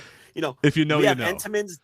We have Entenmann's. They have Tasty Cake. It's just, we get the New York channels on TV. They get the Philly channels on TV. They root for the Eagles. We root for the fucking Giants. It's just, it's a small state with two completely different cultures. So I am staying out of the cheesesteak thing because that's a Philly South Jersey thing. You don't want to be you're not a Geno's guy or a Pat's guy. You're just staying out of it. Not my place. Not my place. I will say right now, the Pat's has 4.2 stars on Google. Geno's 4 stars. So. What about this? There's a Philly cannoli king right down the street, too. That's where I'm. Fuck the cheesesteaks. I'm going to eat that cannoli. What I'm guessing is, and I don't know this to be true, I'm guessing that if you're from Philly, Geno's and Pat's are a little too mainstream. There's definitely, because you're like me. If people bring up Chicago pizza, I'm like, yeah, those places suck. Here's where you got to go. And there's some little hole in the wall place. I'm like, that's the best cheesesteak in the city for sure. Yeah, where I'm sure that Pat's and Geno's started as those local institutions, but now are too touristy for the locals. Right. They go to the place on, wherever, and for sure. I don't like Philly South Street. Yeah. Wait, is that even a street in Philly? I don't know Philly. I don't like cheesesteaks anyway, so I like cheese. I like steaks. I like Broad Street is what I was trying to think of. Street. Broad Street. Yeah. Broad Street. Yeah, not a cheesesteak guy. Over on Swanson and Rittner. That's where they're going to be. 2300 Arena. All right, so we have an All-Star Junior U.S. tournament. We have round 1 matchups. Speedball Mike Bailey versus your boy, the good Italian boy, Francesco Akira. Then you have Kevin Knight versus Clark Connors, and the winners of those 2 matches will face off in the tournament final. Big tournament here. All right. 4 guys. There you go. Matt Seidel and Yo versus Shun Skywalker and Bushi. All right. It's an interesting one. Ryusuke Taguchi, Rich Swann, and the DKC versus Starboy Charlie, Jack Cartwheel, and Real One. Yes, that Real One. The old consensual penis himself. Yes. That Real One, Real yes. One. It's not that sexy star, but it is that Real One. So, yeah. I like Rocky slipping him in the back door there. Yeah, not announcing him in the New Japan, world or the New Japan 1972 website or whatever. All of a sudden there's a graphic for Real One. No social media post, not too much publicity, but yeah. And lowercase n, capital Z-O, getting another booking. Good for him, I guess. That's right. Is Starboy Charlie still wearing the dopey fucking overalls? Yep. Yeah, he's done for me. Done for me. He went meme, past the meme wrestler stage. It's like we moved on from meme wrestler thing, and this guy's gonna come out wearing fucking overalls. Bye. You're done. Jack Cartwheel. I still like a Jack Cartwheel. He's fine. He's got like a Jack Evans thing to him. Like I was watching a Gleet match. Yes, I was watching Gleet the other day. And Jack Cartwheel was in it, and he did like a flip to the outside where he did like 8 more rotations than he needed to do. He did. I was like, all right, I like that because that's a classic Jack Evans. Like the first time you watched Ring of Honor in like 2002, Jack Evans, bounces off the ropes, then does like 4 flips and then a tope, and you're like, why'd you have to do all that? Like. But who cares? It's fucking Jack Evans. Of course he had to do it. It was awesome. So, Lucky Dip tag team match. Kosei Fujita, Yoshinobu Kanemaru, Alex Shelley, Chris Bay, TJP, Ace Austin, and Cheeseburger. Because, Joe, the teams will be decided the day of the show. Lethal lottery here. Lucky Dip, whatever you want. Goldie versus Vinny Pacifico, I believe, is your opener. Or your pre-match. So Goldie, Vinny Pacifico. East-West Express, Jordan Oliver and Nick Wayne versus El Desperado and Mao. Like Mao from DDT. Little wrestler. Fugaz. I know who he is. I know you know Mao's. Fugaz versus Leo Rush versus Dragon Kid versus Soberano Jr. versus KC Navarro. This was Rocky had some names left over and said, you know what? Fuck it. You're all in the same match. Right. You got nothing better for Dragon Kid and Silverano Jr.? Well, I guess not. Whatever. Apparently not. So it's like he's like, all right, 4, and he's like, fuck, Casey Navarro. 5. Make it a 5-way. All right. Like he had a 4. He had it written down. Yeah. And went to his spreadsheet and was just like, fuck, Casey Navarro. Shit. All right. Throw them all. Make it a 5-way. Fuck it. Let's do it. Because it makes sense. And then there's Casey Navarro, and it's like, well, shit. All right, well, fine. There you go. Not exactly a roughly $24 pay-per-view on New Japan World for me. So I think I'm going to John Pierre Lafitte that show there. So I don't know about paying $24 on New Japan World for that one. All right. Speaking of a show that I wouldn't pay if you fucking put a gun to my head, TripleMania Mexico City. Joe, did you purchase this on voicesofwrestling.com/fight? Well, I watched the whole show. Yes, of course you did. Yes, I did. Yeah, voicesofwrestling.com/fight. So you watched TripleMania Mexico City. What are the highlights? I don't need. Do you want me to Dave take me through the show, or what do you want to do? There are no highlights. Okay. I mean, the Vikingo 4-way was fine, but it was really just guys taking turns doing shit to each other. Yeah, Vikingo, Daga, Jack Cartwheel, and Mike Bailey. What was the match there? No attempt at any kind of psychology or story or anything. I mean, I guess some impressive spots, but Rich, you've seen it all before. You know what I'm saying? We're getting there. A lot of people are starting to get on the Vikingo, like we've talked about for a while. The first time you see Vikingo, you're like, holy fuck, this dude's it. Like, this is the revolution of wrestling is here. This guy's the next level. Little by little, you watch him enough that you're just kind of like, I don't know. Like, he's not a complete wrestler. And I don't know if he's ever going to become a complete wrestler at this point. I'm not even necessarily picking on him. Just, I don't know. The whole. Are you telling me Jack Cartwheel was just doing spots to do spots? I don't even blame them. I mean, it's fucking AAA. I mean, they're just taking turns diving on each other. Yeah. It's I don't know. It's a lot. 3 hours into one of the worst shows you've ever seen. But that was the best match. I mean, everything else sucked. I mean, it was painful and a little sad to watch Negro Casas. No, so I shouldn't watch it. Nicho, I mean, I feel like he's not that old, but I guess he is. I guess he really is. I don't know. He's probably 50. He's 52. I looked it up and I was like, I guess. Okay. All right. But he is not moving well at all. And I know no one wants to hear this, but Negro Casas' time has caught up. Look, I didn't think he looked great WrestleMania weekend, but I also didn't think he looked embarrassing. The clock's ticking. Now, you could say he knows where he is and he knows what he has, the effort he has to put in. And you could also say he was in there with a guy who is 52 going on 82 because right. Watching Nicho was flat out sad. Well, my man did a lot of leg drops to the outside for about 20 years. Yes, so did. yeah, I'm sure people who don't know, this is psychosis. Yes, I'm sure his hip's not doing great. This is, I mean, I would say that between 1995 and somewhere in there, in the mid 90s, let's call it the mid 90s. This guy was legitimately one of the best wrestlers on the planet. Oh yeah, 95 to 99, easily. You could put him in that. Somewhere in there. Yeah, any years you want to pick in that time zone. If I went back and pulled all my old torches and my old observers when they were still doing that kind of listings at the end of the year, sort of like the FSM 50 deal that we do, guy'd be top 10, top 20, probably every one of those years. I mean, he was one of the best wrestlers in the world, the original base god. Rey Mysterio Jr. owes, Rey was going to make it anyway because he's so great, but, Psychosis being his traveling opponent and, being just the ultimate base for him certainly launched Rey Mysterio Jr. The guy's a fucking legend, and he's great. And this was not easy to watch him in this state. I mean, he can't move. He cannot move. He can't run. He looks unsteady at all times. They had to have their seconds do a lot of the spots for them. Wasn't good. And Negro Casas is anyone who tells you that was true up until about a year ago, but he is not. No, he's showing the age too. It's over for him too. People always get mad when we say that, but I gotta be honest, it's over for him too. So that was a fucking mess. An absolute dud. The QT Marshall, title win. So again, you can picture it.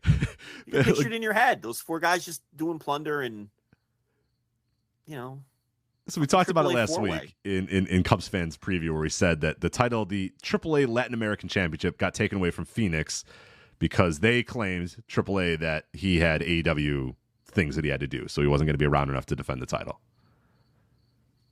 All right. And that the makes winner, a lot of sense considering. And the winner, you're brand new. Your 13th Latin American AAA Latin American champion is QT Marshall. So, all right. Yeah. And I guess the main event, I mean, if you're into the, exactly what you think that was going to be, and maybe you liked it. With exactly the result everybody on Earth thought that would happen. Sam Adonis lost his, 5 inches of hair that he has on top of his head. Oh, no.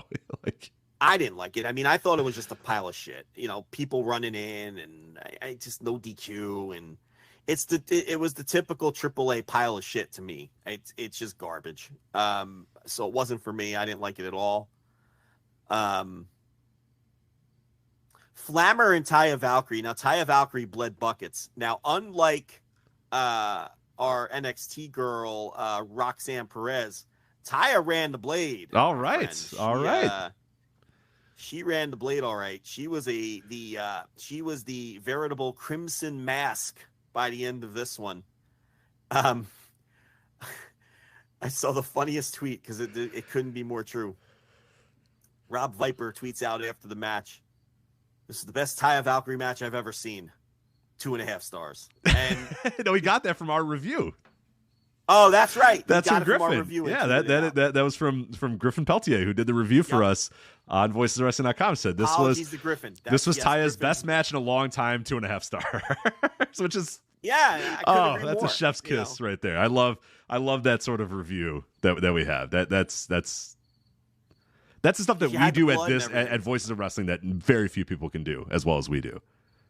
Yeah, it had the blood and all that. So that kind of took it up, and it was different than a Taya match because of the blood and everything. So from that standpoint, and then the rest was the fucking AAA stuff. You get the Battle Royal with 1 million guys. Was the countdown clock as loud as always? Dave the Clown was there though, so Yeah. I popped for that. But I like a Dave the Clown appearance. How was my man, there. Mr. Iguana? Did he have the iguana? He had the iguana and he did his thing. And, What about Nino Hamburguesa, your guy, your boy? I don't like that asshole. What happened to the what happened to his lady? What was her name? Lady Mommy? What happened to her? I haven't seen her in a while. I'm glad you brought that up because in real time, everyone was talking her up. Cody Rhodes was like, I'm going to bring her in AEW. And I'm like, she fucking sucks. Like, what do people see in her? Like, this whole Nino Hamburguesa thing, the love story, it's garbage. It's Monday Night Raw garbage. They both stink. And she was over. But I tried to tell people, look, she's a prelim fucking wrestler. Okay? And that's all she is. And Big Mommy. Yeah, she's not Aja Kong, guys. Really? Yeah, Big Mommy. That was her name. I'm like, she's not going anywhere. And I would get a lot of kickback for that. Oh, you're crazy. She's over. They love her. I'm like, where do you really think Big Mommy's career is going? Can we be honest here for a minute? And now you can't find her with a fucking compass. You can't find Big Mommy with a fucking I don't know. search I don't know what party. Big Mommy's up to these days.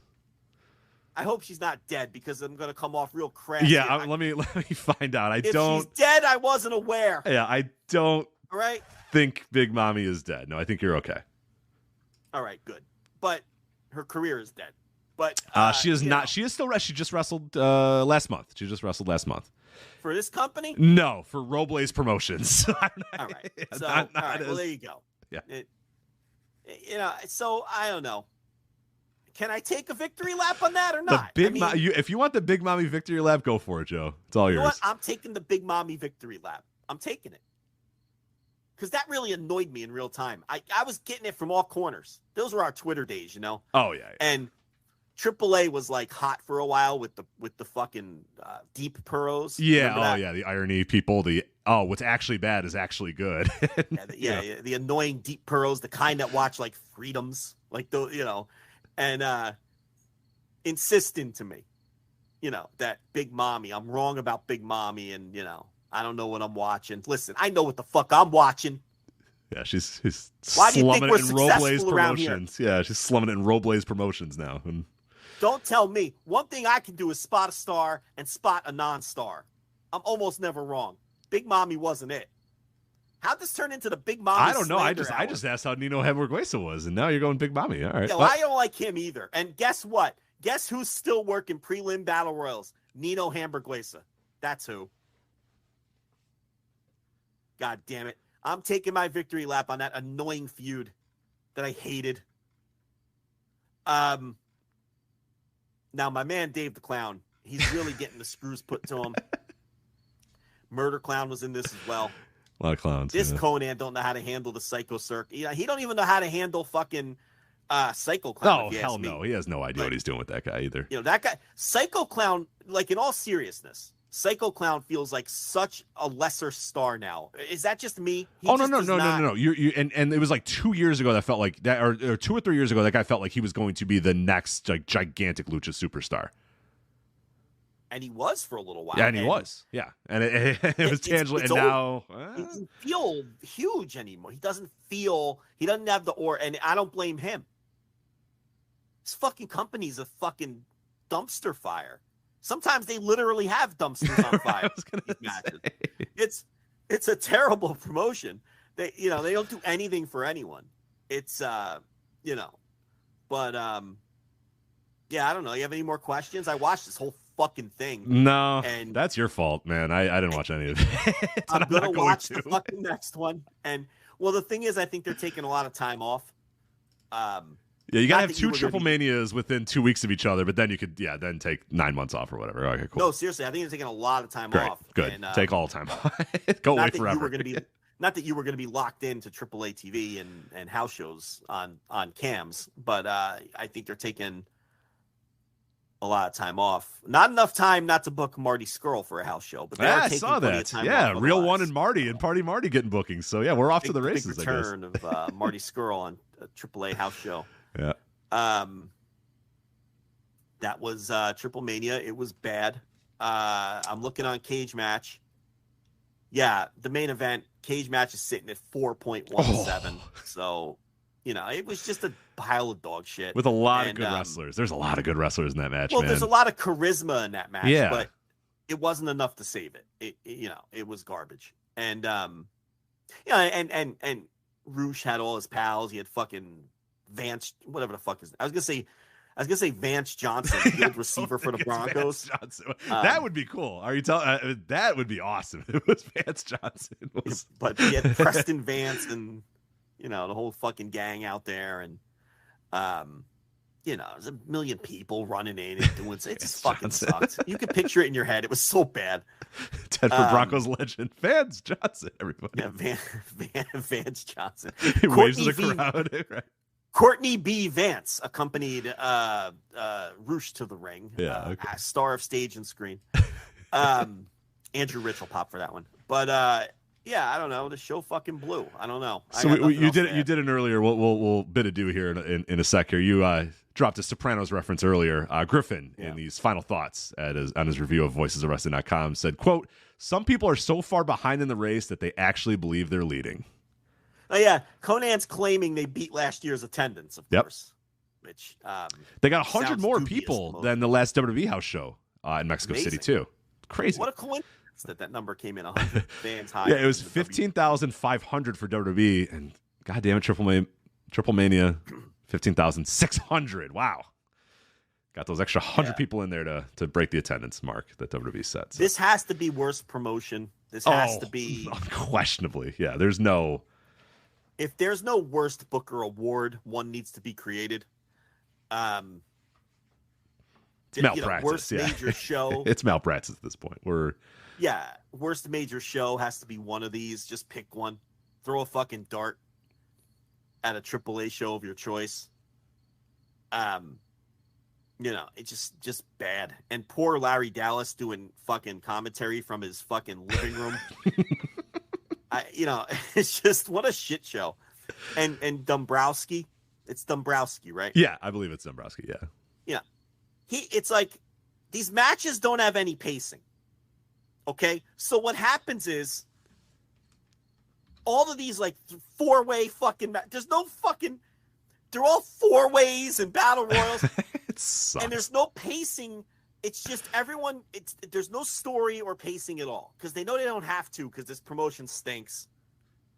And Dombrowski, as an announcer, who's also doing it from his living room, by the way, isn't clued in on anything, and there's no like pace to follow or anything to pick up on. And this poor guy. Yeah, he's a pro's pro, by the way. He's good. He's very good. But this poor guy has to have it turned up to 10 the whole time because he don't know when these fucking matches are climaxing or peaking. Right. Do you know what I mean when I say that? Yeah. So, like, starting with, like, 7 minutes in, he's to 10.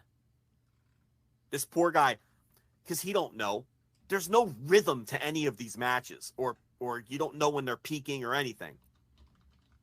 And Larry Dallas is the same way. He just has to keep saying over and over, I don't know who's going to win this one or how much more these guys can take. I don't know how much more these guys could take is his go-to line. And I get it. I'm not making fun of him. I get it. It's hard. But yeah, that line, something will happen. Dombrowski's going to go like, what a move. That could be it. And then Larry Dallas goes there. I don't know how much more these guys could take. It's every time. Yeah, and then there's another table spot. And then there's another and then there's another dive with 19 guys. And then what's funny is this guy has it dialed up to 10 the whole time. And then Park pins Adonis, but the dopey fucking heel ref like blows the count. And Dombrowski doesn't realize the match. And then Dombrowski doesn't realize the match is over. Fuck that company. God. And the poor guy is like, I think he got him. He did get him. And it was all anticlimactic because right. After being up to 1,000 the entire time, yeah. Yeah, and then finally he calls the finish and he's flat because the ref like fucking sucks. Fucking garbage. So bad.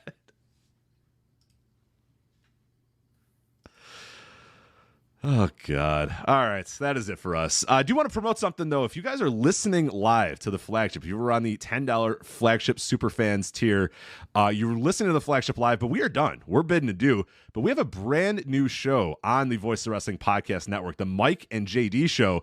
And since Mike lives in Hawaii, he is fine. He is not in Maui. He's on one of the other islands. He lives in Hawaii. So they do their show. They go live at like 10:30 p.m. Central Time. Or 11:30 p.m. Eastern Standard Time. We're going to bid adieu. If you want more wrestling talk, you got it right there. On the Voices of Wrestling YouTube channel, the Mike and JD Show, they're debuting. This is their first show. They're going live. I believe they're live right now. They're about a half an hour into their show right now. So if we're going to bid adieu here, if you want to keep listening to guys talk about wrestling, we got it for you. Voices of Wrestling YouTube channel, the Mike and JD Show during their debut, and that's going to happen every single week. They're always going to stream on Thursdays, usually around this time as well. So I think it'll be a nice, if you guys need even more wrestling talk, which, hey, why not? Why the hell not? We got that for you here, and that will also be on our normal podcast network as well. We're excited to have those guys on the network. I think it's going to be a really great addition to the podcast network. So the Mike and JD Show, again, we're bidding adieu here. If you want to, go on over to the Voice of Wrestling YouTube channel. That is going to be live right now. The Mike and JD Show, now a part of the Voice of Wrestling Podcast Network. And make sure you subscribe to the Voice of Wrestling Podcast Network on your podcast app of choice. Also, the Flagship Podcast, wherever you get your podcasts. voicesofwrestling.com/Discord. voicesofwrestling.com/Patreon for our Patreon stuff.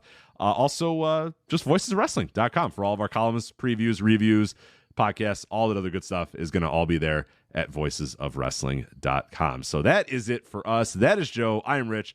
We will talk to you next time on the Flagship Podcast. Take care. Hey everybody, my name is Jesse Collins, and I want to tell you all about my show, the Gentleman's Wrestling Podcast, here on the Voices of Wrestling Podcast Network. On the Gentleman's Wrestling Podcast, we do a thorough analysis on the biggest issues and trends within the pro wrestling industry. We talk a lot about pro wrestling media, we talk a lot about fan culture and wrestling's place within general pop culture, and we talk about the broader influences that are shaping the way we discuss and analyze the pro wrestling industry. We've had some of the brightest minds in the pro wrestling intelligentsia on the show, including WrestleNomics host Brandon Thurston, both Rich Craich and Joe Lanza from the Flagship Wrestling Podcast, Trevor Dame from the Through the Years podcast, and a whole lot more. This isn't a show for hot takes. It's not a show recapping the latest episode of television. This is a show focusing on the biggest topics in pro wrestling and doing a deep dive on the real stories behind the surface level analysis you might find elsewhere. The Gentleman's Wrestling Podcast is available wherever you get your podcasts, and we'd really appreciate it if you gave us a try. Thanks. Hello everyone, my name is Taylor. And I'm Kelly. And we are the co-hosts of Jumping Bomb Audio, the podcast all about Joshi Pro Wrestling here on the Voices of Wrestling Podcast Network. Every other Monday, we are with you talking about the biggest news in Joshi, along with show reviews, previews, and much, much more. So if you're new to Joshi or you've been a longtime fan, this is the show for you. We've got something for everyone here. So check us out, Jumping Bomb Audio.